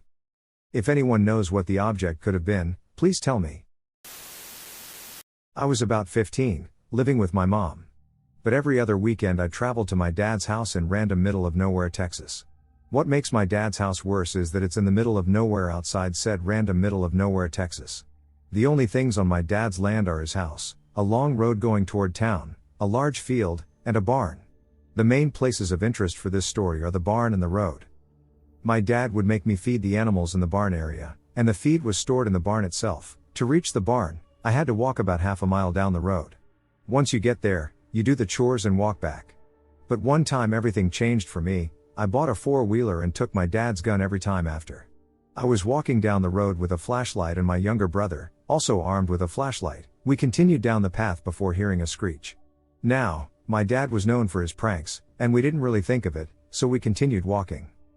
Then out of the corner of my eye I see it, a completely bald white creature in a hunched position that I could compare to the witch from Left 4 Dead.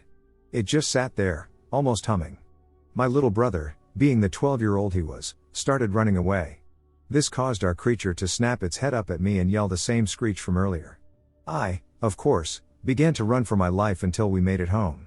My dad came back out with his Glock and handed me a shotgun, and we began to walk back down. We never saw it again, and only the spot where it lay had its shape in the dirt still. What do y'all think this was? I am sharing it here to hear opinions on what this was. I am Madison Gwichin, originally from Montana but lived up near Nenana, Alaska, for a substantial portion of my life. I would like to stress that I am a believer. The old stories raised me, and I firmly believe in them. I burn sage before I hunt. I give thanks to the ancestors. I see the northern lights as a sign that Creator is happy and the day will be good. This is not to imply that I am a cryptozoologist. I do not believe in aliens, or at least don't believe that they have come to walk among us. I would also like to say that I am an experienced outdoorsman and hunter. I did not mistake what I saw for another animal or even another person. I am not afraid of the wild. I have done multiple week-long solo hunting trips in the Alaskan wilderness. This is all to say that I believe myself to be capable enough to understand what I witnessed and capable enough to know what it is. I was up in Alaska to visit my cousins. It was early February, and the snow came hard on the trip up. I ended up driving from Montana to Nenana rather than flying, mostly because it was cheaper, and I'm morbidly afraid of planes. I remember it being one of the worst drives of my life. Blowing snow, shit visibility, white-knuckling the will all the way from Coolin Lake in the Yukon Territory. But once I got there it was wonderful. It was great to be home. My family threw a small party for me over unrelated college business. But all of that doesn't matter. What does matter is what occurred when I went out to solo hunt for snowshoe hare. Whenever I used to live in Nenana, I loved solo hunting, and when I travel up there, I love to go back to my old haunts and pretend that I don't live in the real world anymore. So I strapped on my snowshoes early in the morning, had a cup of coffee and a few granola bars, pulled on my heavy Mackinaw jacket and a coyote skin trapper hat, and grabbed my light .22 lever action rifle. I made my way out the door, the only sound in the 4-room cabin being the light pops of the wood stove. On my way out, I distinctly remember debating bringing my heavy hunting pack. I remember thinking, "Aw hell, I ain't going to be gone for long, plus it'll be a pain in the ass to carry," so I ended up grabbing my lighter possibles bag and starting up the hill behind our homestead, past the tarp-wrapped snow machine that has sat there since before I can remember. I made it up to my old hunting spot without too much trouble, as the deep snow was easily compacted under my USGI mag snowshoes. I remember the sound of birds and squirrels chattering. I remember feeling happy because it meant there were no wolves in the general vicinity. I dropped both my pack and my heavy coat when I reached a small clearing that I had used as a base camp before at around 9:45 a.m. I gathered some firewood and left it in a small pile next to my pack. I went out with just my snowshoes and rifle. I didn't have to walk far, finding a group of 3 snowshoe hares within a stand of birch. I harvested one with a good headshot, then took a second one as the remaining 2 fled toward me in their confusion. I carried both rabbits back to my makeshift camp and worried that I had gotten rabbit blood on the new work pants I purchased at Murdoch's in Montana a week or 2 earlier. As I made my way back to my camp, I noticed that the birds were gone. All except ravens. I remember being a bit worried but not much, only because groups of ravens sometimes follow wolf packs. I reached a slight ridge above the clearing, and as I started to descend through the alders, I noticed movement near my pack. I kneeled on one snowshoe, shielding my eyes from the sun to get a better look. What I saw still confuses me. I saw a small man with long hair that looked like dreadlocks. From the angle I was looking at and the way the sun hit the snow, I couldn't even tell if he was wearing clothes. The figure just was like a black silhouette against the snow. I watched him for a few minutes before I clearly saw him reach into my possibles bag and pull something out. The sight pissed me off. I figured it was just a weird junkie or something, some Chris McCandless wannabe. So I shouted. It turned to face me. I saw a slight glint of eyes from beneath a curtain of hair. I was now aware that the thing was covered in patchy hair, not a full coat, but like an animal with mange. It had clumps of long, stringy hair, which appeared to glint with grease in the sun. Without thinking, I fired a warning shot. The bullet whizzed over its head.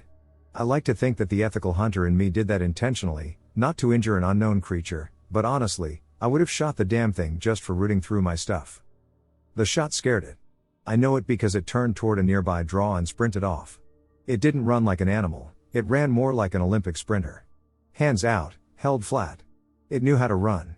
I sprinted down the hill, almost face-planting multiple times. I made it to my pack and immediately scanned the area. There were no traces or indications, only a bullet hole in the snowbank and a haunting silence. I searched my pack only to find that it had taken my knife. I ran home that day, cooked the rabbits, and thanked God that whatever it was, it must have just been my mind. That's why I never told anyone.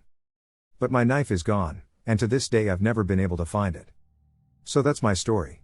I'd love to hear y'all's ideas on what this thing was, or if I was just hallucinating or what. This happened about 6 years back. Back then I lived in a small village just outside of Sherborne, Dorset, in the UK. I can't remember exactly when, but I think it was around December/January, as it was freezing cold outside and I'd just left a parents' evening at school. I worked in Yeovil as a teacher. I was driving home about 8 p.m., and it was dark already. So, I was knackered, had my radio on, and did the 20-minute drive home. The car was heating up, so I was starting to feel comfy and sleepy as I drove through Sherborne out into the Dorset countryside towards home. My house was situated down a single-lane road with woods on one side and big fields on the other. As I turn into the road, I slam my brakes on as there's something big in the road. It takes me a while to figure out that a giant ducking dog is in the middle of the road, leaving the fields and heading into the woods. This creature was larger than the front of my car, with its head estimated to be at least 5 feet off the ground. Since I'm 6 feet tall, it would have reached at least my shoulders. It looked like a giant German shepherd with dark fur all over from my brief impression, and it was just standing there in profile with my headlights on it. Its head was turned towards me, and its lips were drawn back, and the snarl was terrifying. Honestly, I'm not sure if it was the adrenaline or tiredness, but I've only been terrified like that in nightmares. My lasting impression was of its teeth, which were massive, sharp, and clenched together, and of its eyes, which were fixed dead on me even though my full beams were directly on the damn thing. Instead of waiting to see what it did, I reversed back onto the road, went to the pub in Sherborne for a pint, and Googled the details of what I had seen. I didn't find anything specific to the area. Finally, I summoned the courage to drive back, only to find it gone. I park as close to my house as possible, sprint to my front door with my keys ready, and get inside. I was a 33-year-old teacher and felt ridiculous. I spent a good few hours just looking out the window to see if I could spot anything, which I didn't, and I never did again. What's going on at the farm? So this is kind of long, sorry.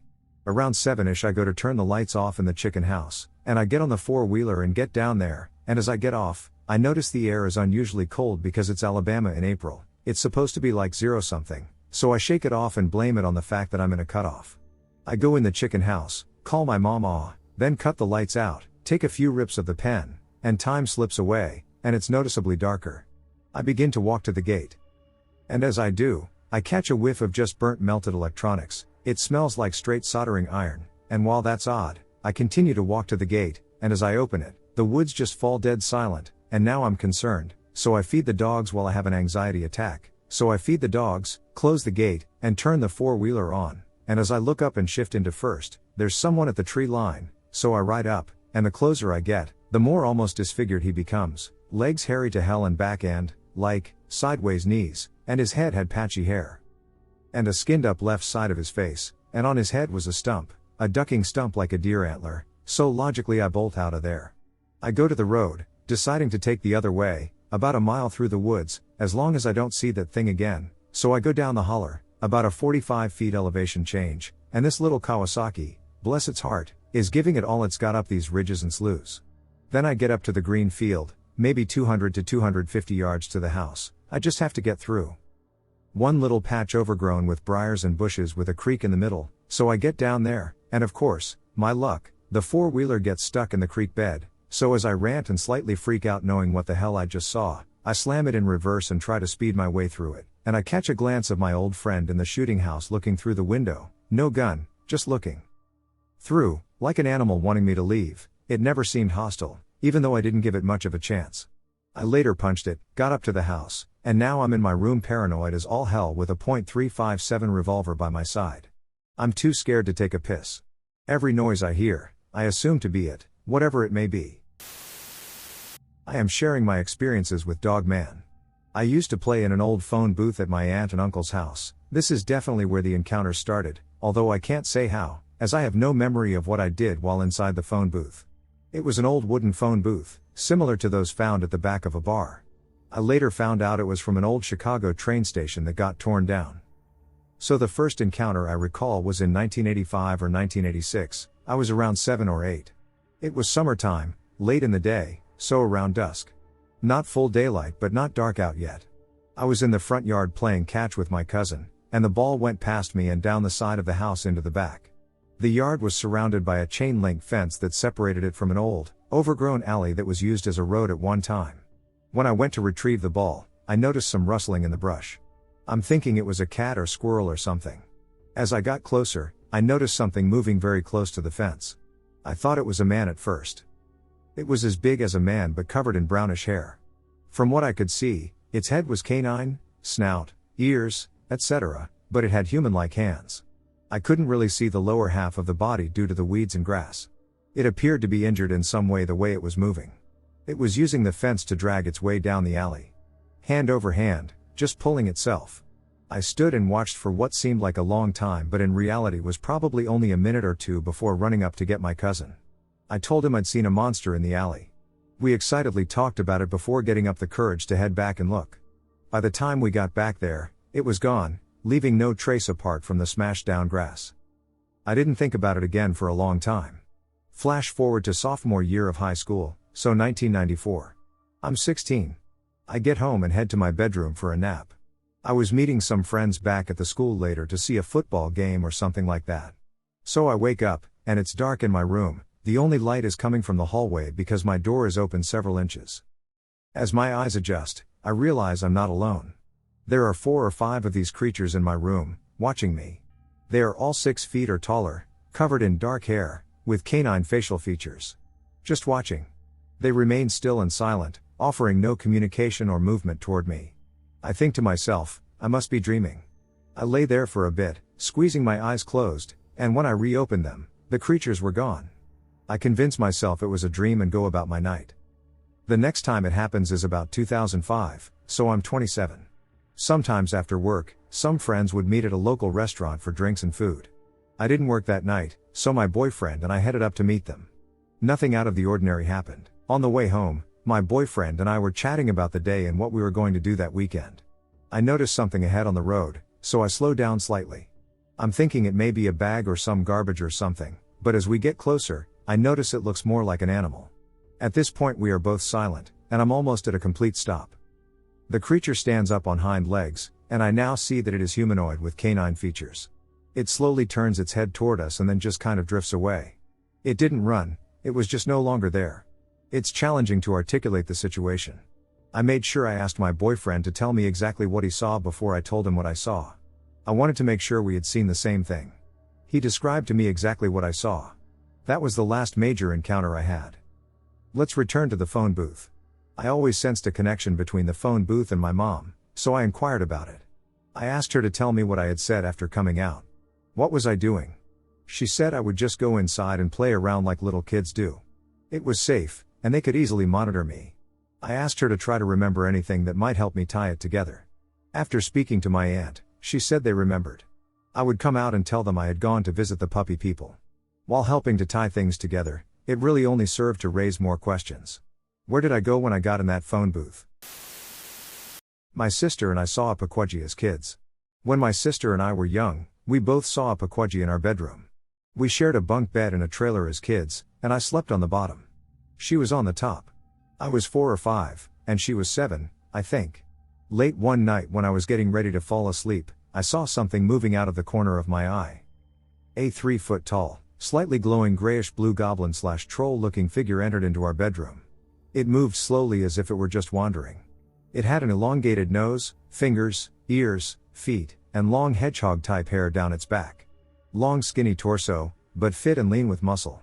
The entity was wearing a Native American type of outfit as far as the cloth over its body. The entity walked into the middle of the room, stopped, and looked at both of us with a blank stare, staring into our eyes. We were both dead quiet. It was weird, I didn't feel scared or threatened when it looked at me. It's more like a feeling of respect and weariness. The stare didn't last long. The entity then looked forward, continued its walk, and vanished through the wall, leaving no trace behind. I remember asking my sister, "Did you see that?" And she said, "Yes."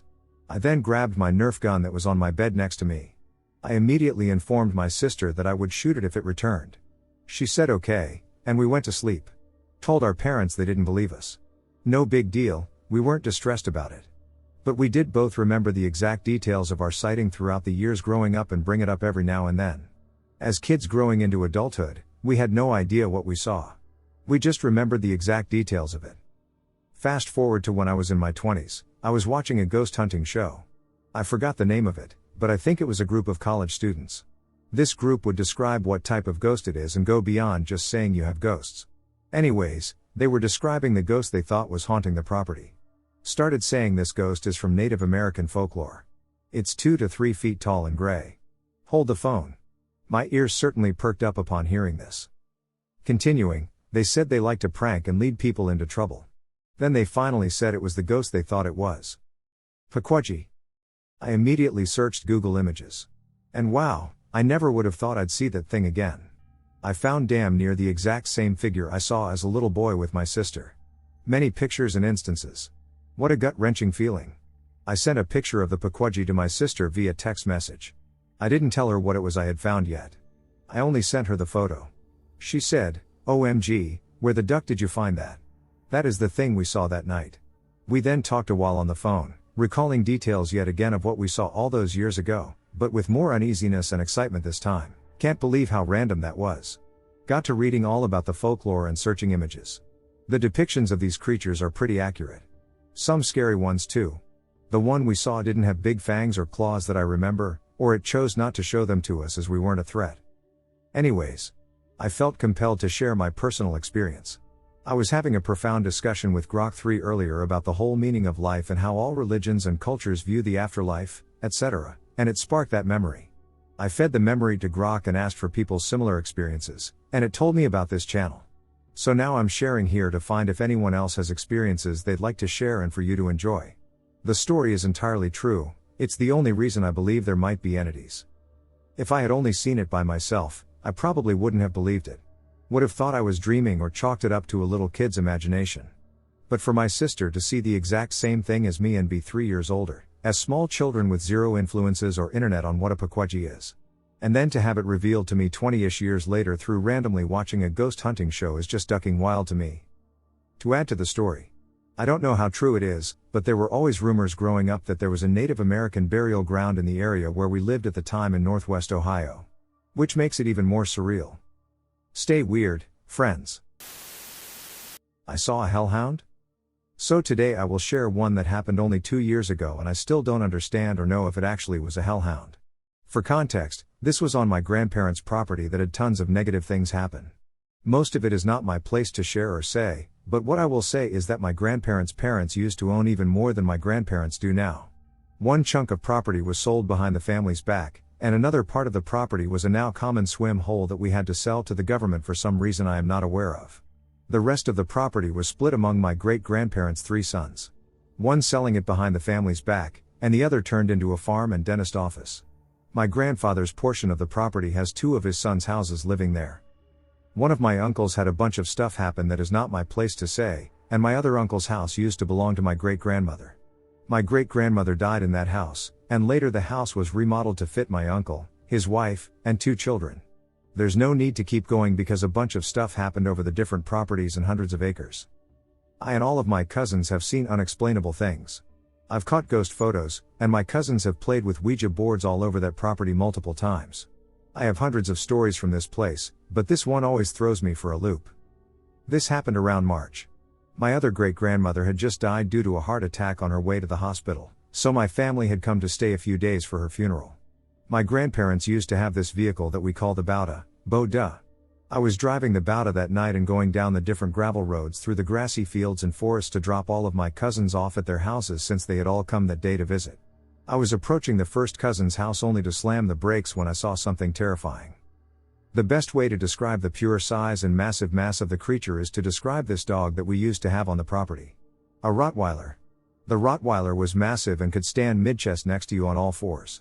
The mass of the creature was almost like if you picked up that dog and held it in front of you to make it seem like it was standing on a grassy hill about 50 to 100 feet away.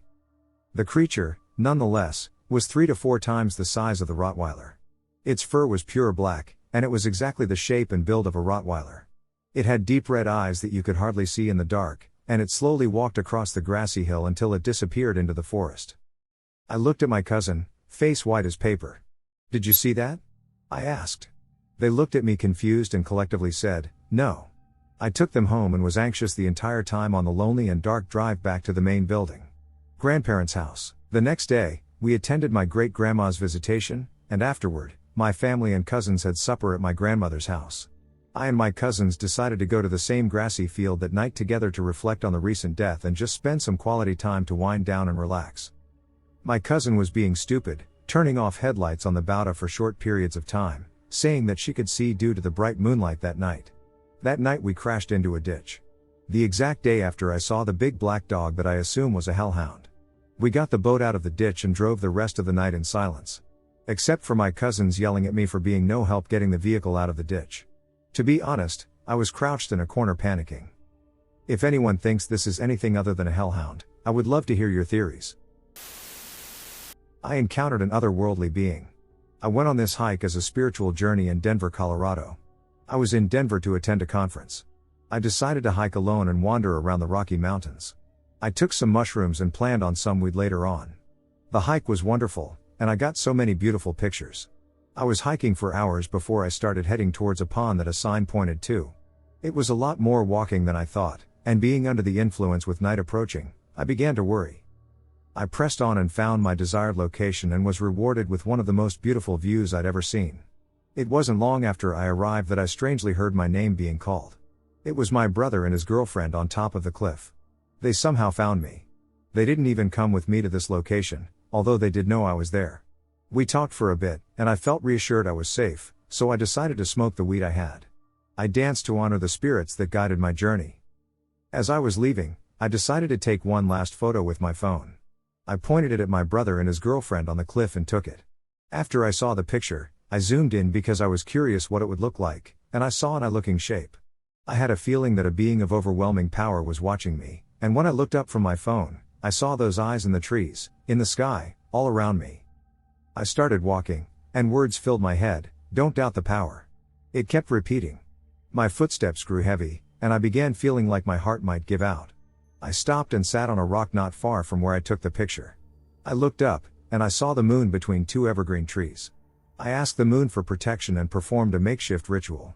As I believed it would help me, I asked the moon to use me as her tool to aid myself and humanity. I actually felt the moon take control of my body, and I entered a trance, but I got too scared and broke out of it. It was wild. I met with my brother after waiting on a different rock near the car, and I got déjà vu. But it was different. I saw an alternate reality of sorts where I died in that moment, but it was more like I remembered I died at that moment. My heart hurt the rest of the night, and sometimes I still get pain. I have gone to the doctor about it, but they say I'm fine. What do you guys think of this? I have not had anything bad happen to me so far since then, and I feel in good standing with all the forces I interact with. Nothing really changed since then. I know it is easy to write the event off as a psychedelic illusion with a weird picture artifact, but I'm not sure I personally can do that. It all felt so purposeful. I have no doubt that if I had been sober, the event might not have happened the way it did, but my purpose on this walk was to grow spiritually. I paid respects, I danced wildly, I asked for guidance, and at the very end, I saw it. We know very little about psychedelics, and humans have been using them to communicate with otherworldly beings since the shamans, maybe even before them. I might be crazy, but I just wanted to share this with someone. I'm not sure if this is an encounter or some weirdo. So a few months ago, I heard a strange, human-like howling outside. It was in the middle of the night, and I thought I was hearing the TV upstairs until my grandfather texted me asking what was going on outside. So I grabbed my shotgun and a flashlight and went outside. I walked out the door, walked up the balcony, down the stairs, and across the old volleyball court. The area was silent until I reached the edge, where it sloped steeply down to the beach. That's when the howling started again. And it was coming from down below. I wasn't that scared because at first I thought it might be a sea lion. They can make weird sounds that almost sound human, so I started walking down the trail that leads from the court to the ocean. I was more or less excited because there have never been any sea lions in the cove where I live, but they are known to be around the area. I got to like the first quarter of the trail, which opens up to a flat spot where we have a couple of burn barrels and a bone pile, various things to trip over. I was about 60 yards from the house when I heard something sprinting up the trail. I got super spooked at that point and raised my gun up. The sprinting stopped, but I could hear noises moving away from me. This was the longest walk back to the house of my life. I literally inched back to my house, still facing the beach the entire time. When I got back inside, it started back up again, but it stopped soon after. That was night one. Almost a week passed, and the howling began again around the same time, prompting me to respond in a similar manner. Shotgun, flashlight, outside. I flashed the light around trying to see anything, but it was too dark. I tried pulling out my phone to take video, but the howling stopped, so I went back inside. The next night I was out with my dog, and he started growling at the trail, and he slowly started walking towards whatever he was looking at. I heard walking going down the trail, then something thumping. It felt almost as if someone was trying to lure my dog and me down to the beach. I don't use the trail that often, if ever, but when I went the following morning to look, something had definitely been walking through there, so I borrowed some trail cams from my buddy and set them up on the trail in my house to see if I could catch someone. The next day cams were gone. The day after that, the howling started up again. It's like whoever it is trying to get me to go to the beach. A week goes by, and nothing. In the middle of the night, I hear what I thought was the wind knocking things around. The next morning, nothing is out of place except for muddy smudges on both door windows, the doorknob, and the window to my bedroom. The next night it snows, and I haven't seen or heard anything. Almost like whoever he is doesn't want to leave behind footprints. Am I overreacting to what could be a bear? I hope so. I'm not a believer in supernatural forces, but I really need an explanation because I've spent too much time and money worrying about this. I left out some of the other strange occurrences that have happened more recently, but if anything I act on comes up, I will update. Please, if you take the time to listen to this, help me. I'm really not sure what to do here. A Manananggal tried to eat me in my mom's womb. Mind you, this didn't happen to me, as you all can read in the title. I wasn't born yet when it happened. My mom told me this story when I was about 12 or so, and it still gives me the heebie-jeebies whenever I remember it. My mom and dad, who would later in life be estranged from us, were pretty young when they had me. Mom was about 20 to 21 at the time, and my dad was a couple of years older. Because of it, they were living with my dad's side of the family, who would also be estranged from us later in life too. The time the story happened was when my mom was about 7 months pregnant with me. It was nighttime. She didn't say the exact time it was, but she said that it was already pretty late. She was just relaxing in their room and was about to go to sleep when she heard something outside her room, something flapping. Now, my mom at that time didn't really realize it, but she was quite sensitive in those kinds of things that she passed it on to me and my younger brother. She had this sense of foreboding, so she screamed to my dad, who was just downstairs drinking with a few of my uncles and his friends. Of course, my dad quickly ran up to my mom, slight drunkenness be damned, and asked her what was wrong. She said that she heard something flapping and it was getting closer and closer, and she was really scared. Dad immediately called his brothers and friends and told them that a Manananggal, horrible vampire-like monster that feeds on pregnant women, children, animals, etc., was trying to kill his baby me and his wife. They right away took anything that was sharp and were vigilant throughout the night, keeping an eye out for the Manananggal. My mom said she didn't sleep a wink that night. No one did. That's because the city they were in, that part of the city in particular, is notoriously known in my country as the hotspot for Manananggals and Aswang. I suggest you look them up, it'll be worth your while and might not let you sleep a wink at night. Decades later, when I had rented a place in the same city, but different location from their old house, I was walking home from work at around 3 to 4 a.m. I worked as a call center agent at the time, and I had been going home at around that time for several months before that event happened to me. I was just minding my own business when I felt something cold at the back of my neck. It was as if I was suddenly poured really cold, icy water. I was panicking on the inside, but I didn't show it because they were truck and taxi drivers that were eating their late dinner or early breakfast. All of them are friendly, but most of them are exhausted from their work, since there is a small carinderia, food stop, near my place, and there's a lot of factories there as well. I sometimes buy my food there when I'm in a rush. I would rather not make a scene and tried to remember the words my mom said to me before I had moved out. Always keep calm and call upon your inner self/guardian angel for help. I did just that, but the sensation of being watched, especially from above, made it very hard to calm down. I willed myself not to turn around and instead focused on walking straight and casually as if everything were normal. But I was already gripping the strap of my bag so hard it was a miracle I didn't bleed, but it did leave a few calluses that I faintly still have today. Once I was inside the safety of the gate in my place, I gripped the grills of the gate tight in my hands and glared in front of me. I still didn't look up, but damn it was tempting. I said these words with as much calm and protectiveness as I could, while still calling out for my guardian angel/inner self for help, and imagined a very bright white light surrounding me and the rest of my house and some of my neighbors. There are a lot of pregnant women and kids there. You are not welcome here, leave immediately and do not even think about entering our home or following me. You are nothing, you're not welcome here, get out. Get out. Get out. I stood there glaring into nothing. If other people were to see me at the time, they'd probably think I'm crazy, but my hands were trembling, my knees were shaking, and there was a rumble of a horde of bees in my stomach at that point. However, I remained steadfast. It took a considerable amount of time, perhaps only a few minutes, for me to lose the sensation. I took off and entered my house, and once inside, I swear to God I broke down in a cold sweat and fell down on my knees. I was shaking so hard I felt like a tornado.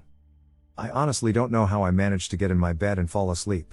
A few years later, I realized that it might have been the strange cat I had seen a few weeks earlier, evoking the same eerie feelings in me. Maybe I saw something in the ravine. Before I tell you exactly what I witnessed, I want to make a few things clear. I live in an urban center with a fairly high population and a network of ravines throughout. There are all kinds of animals. Skunks, raccoons, moles, squirrels, and even coyotes. These animals and more are easy to see if you spend a little time in the ravine. Nothing compares to what I've seen. It started with the missing posters. Whenever I took my dog for a walk, I would see missing cat posters, and I would see more each time I went out. Every day I'd see the faces of lost cats plastered on every telephone pole I walked past. It was strange how many there were. Every day a few more cats would go missing, and you'd have more crying kids, more worry in the community, and more missing posters. At the point that my neighbor's cat went missing, it was such a problem it became a local news story. Among the distraught former cat owners that were interviewed, there was my neighbor. She and I both had houses that backed onto the ravine. You could walk directly the ravine from my backyard. Around 10 p.m., my neighbor let her cat out of the house to do her business. After only a minute of her cat walking around the backyard, a low growl and the sound of the cat in distress were heard in the pitch-black yard. She grabbed a flashlight and ran out, only to discover blood drying in the dirt, leading into the ravine accompanied by tracks. Everyone figured it was coyotes. Everyone's assumption was confirmed when a lady went downstairs in the middle of the night to grab some food. She looked through her glass back door to see 4 yellow eyes staring back at her. 2 coyotes.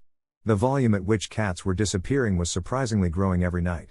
Most people kept a strict eye on their pets around that time, like they should. One night I sat in a chair on my back porch late at night, letting my dog out. There's a chain-link fence separating my backyard from the ravine, with a gate. The hairs on the back of my neck stood up all of a sudden, and even though I hadn't seen or heard anything yet, I felt something. I sensed that something was there. I saw 2 yellow eyes, like the ones the lady saw, behind the fence. They were staring directly at me. 2 more emerged from the ravine, finding their place next to the first pair. I heard a low growl, loud enough to be heard from my place on the porch.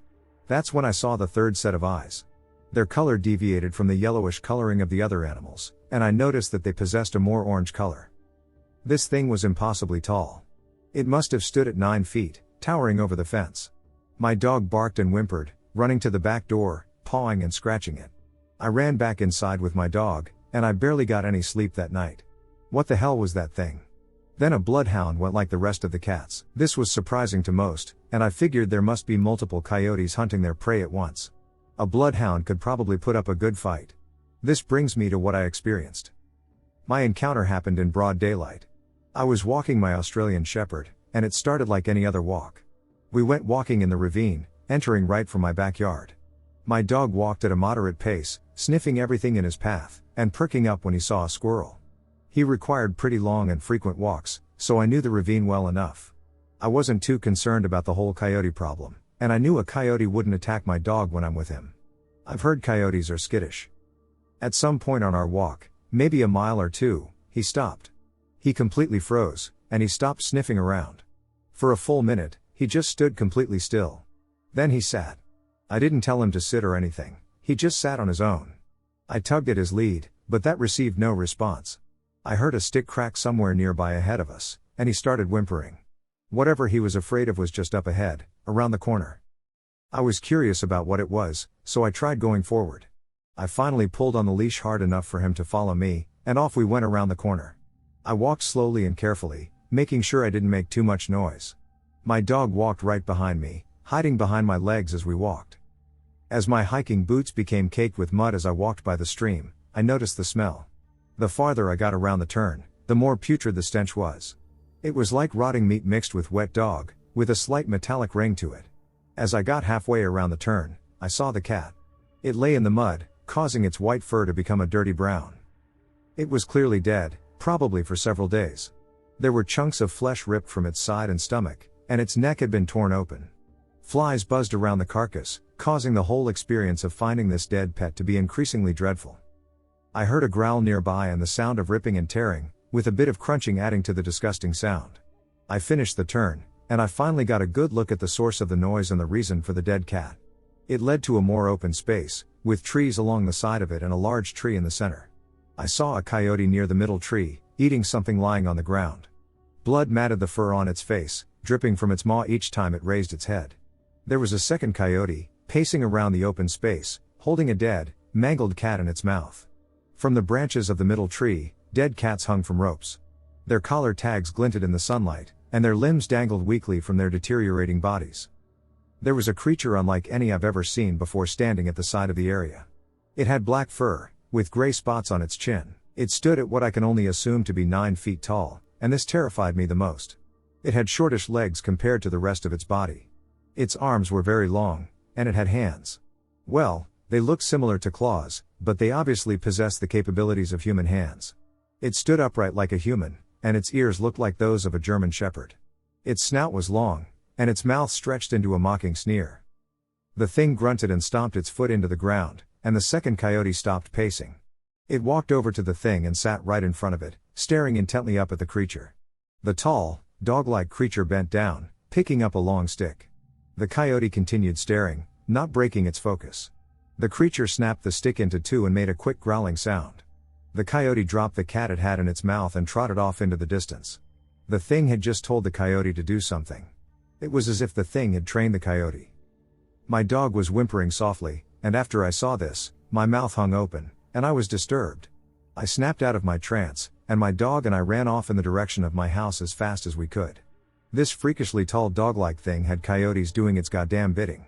It had trained them to do commands, and that scares me. I don't know what the hell it is or why it's doing this, but there's a thing in the ravine. And I don't know what it will do next. What I believe now about all the hominid cryptids from the world. Here is what I believe right now, after changing some ideas over a long time about the many hominid cryptids. First, remember hominids refers to all great apes, while hominins refers to Homo and all other genera who separated from Homo more recently than genus Pan. South Asian hominids, 3 kinds of Yeti, one is the remnant of the continental orangutan. Orangutans were once found in the South, East, and continental Southeast Asia. The other 2 are the Tibetan macaque and the blue bear. Southeast Asian hominids, continent, again, continental orangutan. Abu Gogo/Lai Hoa, Homo floresiensis is the only living Homo species other than sapiens. Orang Pendek, small bipedal pongid or giant hylobatid. East Asian hominids, Old Yaren from the 16th century, the time the name appeared, was a tribe of feral humans. Other previous Chinese wildmen were local macaques, gibbons, and the remnants of the continental orangutan of China. 20th century Yaren was a mix of sightings of larger than usual red rhinopithecus and bears, while Ren Xiong, the other Chinese wildman of the modern era, was the Tibetan macaque. Eurasian hominid/Almasty category, these are pretty much all the Eurasian relict hominins found north of the Tropic of Cancer. Now I even include in this category the European Woodouos. The concept is based on Neanderthals/Denisovan we lived side by side with for 70,000 years. Many of them I believe survived longer than what is believed. But sighted beings from the last 15,000 years were human in nature. The Eurasian wildmen of antiquity and the Middle Ages in both Europe and Asia could have been a now extinct, unknown ethnic group or groups, but while the European wildmen disappeared after the 18th century, Almasty/Almas from the northern half of Asia became quite popular from 1880 to 1980. Many were likely misidentified old believers leaving alone and wearing animal skins. But others were female, even though old believer women were only able to survive as mothers or daughters in a home, and others were found dead but were said to be hairy even though they were naked. Their mere existence, not the purported hairiness, can be explained by how common feral humans were at the time. Since, especially before the Mongol Empire, Turco-Mongolic tribes often fought each other, massacred whole groups of men, and enslaved their women. All the children who were able to escape found themselves alone in the wilderness. It is possible a whole separated tribe spreading from Altai to Pamirs through Tian Shan was created, but it would not have been a real tribe but rather a collection of dispersed families of 1 to 5 individuals. This explanation works actually even better for the Woodouos, especially since feral humans stopped being common in Europe much earlier than in many areas of Asia due to the development of civilization, and the European wildman is not necessarily hairy because the hairiness was actually an allegory for the primeval human living according to the way of nature. The alleged hairiness of the few confirmed dead, naked bodies found in Central Asia and Mongolia in the 20th century remains to be fully explained. The key may be in translation errors, as the alleged hairiness might actually rather mean disheveledness, but this would not explain why a naked, disheveled body of a human who lived in a feral state would a few times be identified by locals as an Almas/Wildman, while all the other times a dead homeless person was found it was just a dead homeless person. The Caucasian Almasty was similar, but its 19th-20th century form was a group of descendants of African slaves who escaped the Ottoman trade and went to hide in the mountains. North American hominids, the original Sasquatch was meant to be just a hairy human tribe with its own language. It was based on the folk memory of the Cheruti hominin, North American Denisova, but after its disappearance the name Sasquatch was used for unknown, extinct, and primitive native tribes. Sometimes even regular natives who lost their homes due to colonial expansion. Bigfoot, unless it actually exists, was inspired by the Yeti craze and is a localized folkloric version of the Yeti merged with the already established Sasquatch figure. If it exists, it is likely a cold-adapted bipedal pongid with convergent hominin traits. An actual hominin would have likely not had enough time to migrate to North Asia, adapt to the cold, and then cross the Bering Strait. South American hominids, those are mostly a folk memory of the Cheruti hominin, sometimes uncontacted human tribes, and other times even larger than average specimens of the largest New World monkey species. Mopping guari is likely a spectacled bear. Oceanian hominid/yowie, the Australian wildman at the start was, not unlike Sasquatch, said to be a strange, hairy but human legendary tribe and was based on folk memories of the Denisovan, who lived in Australia too. In modern times the meaning of the name shifted and was linked to what is likely a giant-sized unknown bipedal marsupial, possibly a large short-tailed kangaroo. The term yowie shifted to be used for a more seemingly ape-like creature due to the influence of the Bigfoot craze. Such giant marsupials may still exist today. African hominids, as I said here, there is no actual general wildman myth because in Africa, we never met a different Homo species with such levels of development as Neanderthals and Denisovan. The species we met in Africa were not dangerous for mankind itself and thus did not enter the folk myths in a way they would have been remembered for so long. However, in areas where chimpanzees and gorillas lived until a few centuries ago, there are many wildman myths based on them. The Agogwe and the Kikamba, for example, were likely bonobo subspecies. The Kulu Kamba was a large type of common chimp, like the billy apes. Other larger wildmen were unidentified types of gorilla. This means any cryptid hominid from areas of Africa with no apes is likely real and was found until recent historical times, and indeed there is one cryptid with such characteristics, the Otong. Otong, a Bigfoot-like creature from the Knysna forest in South Africa, this cryptid is most likely a new species of the gorilla genus, or even a surviving Paranthropus, which was indeed found in the areas until 1 million years ago. Flying thing, cryptid?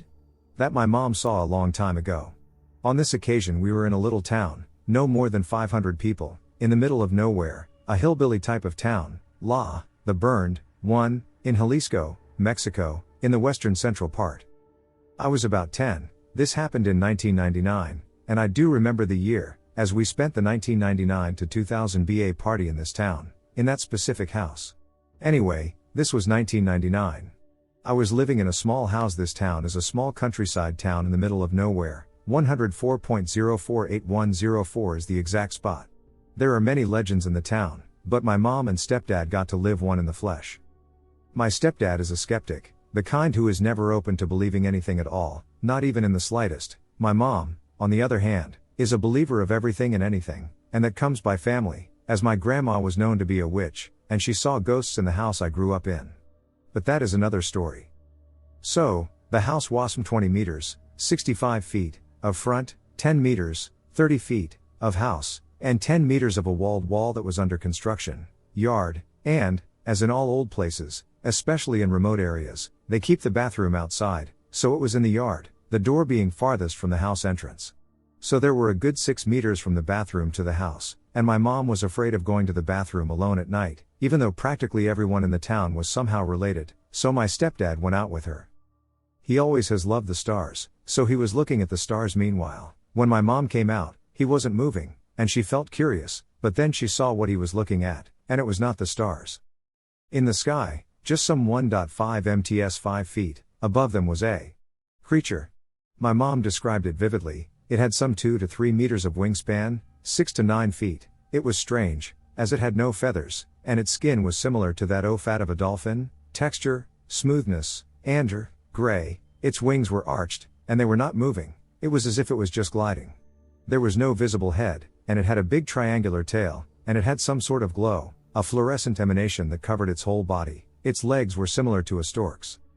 Now, my stepfather, being the way he is, wanted to have a record, so he thought of going into the house to wake me up and grab the camera, but he then realized he couldn't move, nor could my mom, they were like frozen in place. That is where they started to panic, but the creature didn't even pay attention to them and just kept flying, and it flew slowly, as it took about 5 minutes or so to cross the yard and then some more time before it got lost behind some trees. An uncle told my stepdad that they had seen a witch, more precisely a Nawala, which is a skin changer witch.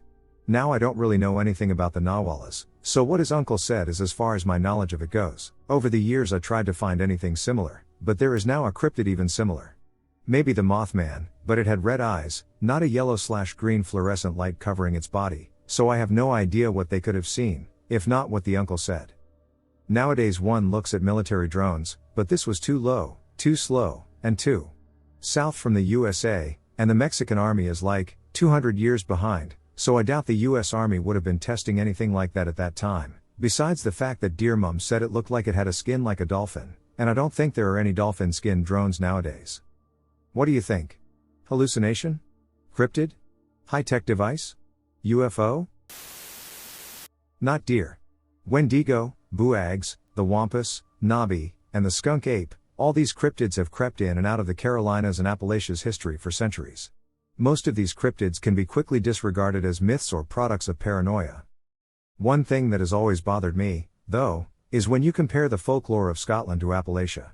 The names may be different, but the stories and creatures are the same. When Pangea split, the Scottish Highlands and Appalachia were the same place. Compare these stories with the Atlas Mountains of Morocco, also the same place, and you'll reach the same conclusion. Rural North Carolina is ripe with superstition and always has been.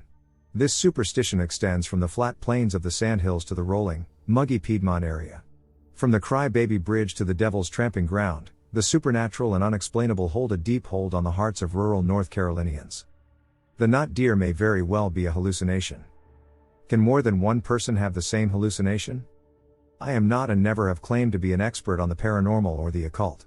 Despite my skepticism and belief in my ability to protect myself, I do believe something lurks in these woods, and I don't think there's anything anyone or I can do to stop it.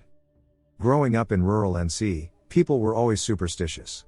The community I grew up in is a largely agricultural community that, to this day, is pretty isolated. My hometown has one gas station, no grocery stores, a population of 161, and one caution light at the crossroads. To have fun, we did the typical things you'd expect southern kids to do. We rode ATVs, swam in the local ponds, drank cheap booze, and yes, occasionally we'd harass the local cows. To this day, I have never seen anyone actually engage in cow tipping, but I digress. One thing we used to do growing up is go snipe hunting. It's a prank you always play on an outsider or new kid to the group who'd never played the game before. A snipe is a small flightless bird, common, or so the story passed down claimed, in the Carolinas that's relatively easy to catch. The premise is simple: the group and the unsuspecting butt of the joke player would walk as far as they could into the woods. The pranking player would receive a trash bag to carry. That player was supposed to hold the bag to the ground for as long as it takes while the rest of the group chased the snipe into the bag. However, the trap was as straightforward as it was cruel. The group, after leading the new player into the woods, would abandon him in the woods. Usually, the player would pick up on the hint and return relatively quickly. On April 18, 2005, my 11th birthday, I became the victim of a prank. I had been inducted into this awful game by 3 of my older cousins and their group of friends. I just wanted to be a part of these 8th and 9th graders group so bad I'd have done anything. Living where I did, I had one neighbor to my right who was my widowed uncle, and then not another house in sight. Just tobacco and soybeans as far as the eye could see. These were my closest friends and the only kids I ever hung out with. To give you all a little perspective on just how small our community is, my graduating high school class in 2012 had 21 students in it total. My entire high school, grades 9 to 12, did not equal 1/20th the size of my wife's graduating class. Let's return to the narrative. I'm standing in the middle of this swampy, muggy, moss-covered, dark forest waiting for my friends to chase a small bird into my trash bag. It's just past dawn, and the woods are getting darker and darker every minute. We were never allowed to go into the woods at night growing up. I was no novice to the woods. I was a Boy Scout my whole life and had explored most of the woods nearby. The woods are a weird place. Even during the brightest time of the day, take a moment to look into them as you drive. Despite the brightness, you can never see more than 15 to 20 feet into the woods from the street before it gets dark again. When the sun sets, even if the moon is full, the woods become an eerily dark place very quickly. Have you ever heard a deer make a distress signal to another deer? It almost sounds like a loud sneeze with a slight whistle to it. It's pretty distinct and actually funny to hear. It sounds as if the deer is telling its friends, "Yo, there's a kid over there holding a bag. Let's bounce." I heard a quick 2 of these sounds and chuckled to myself as I kept holding that damn trash bag. Another thing I'd like all you outdoor activists to keep in mind.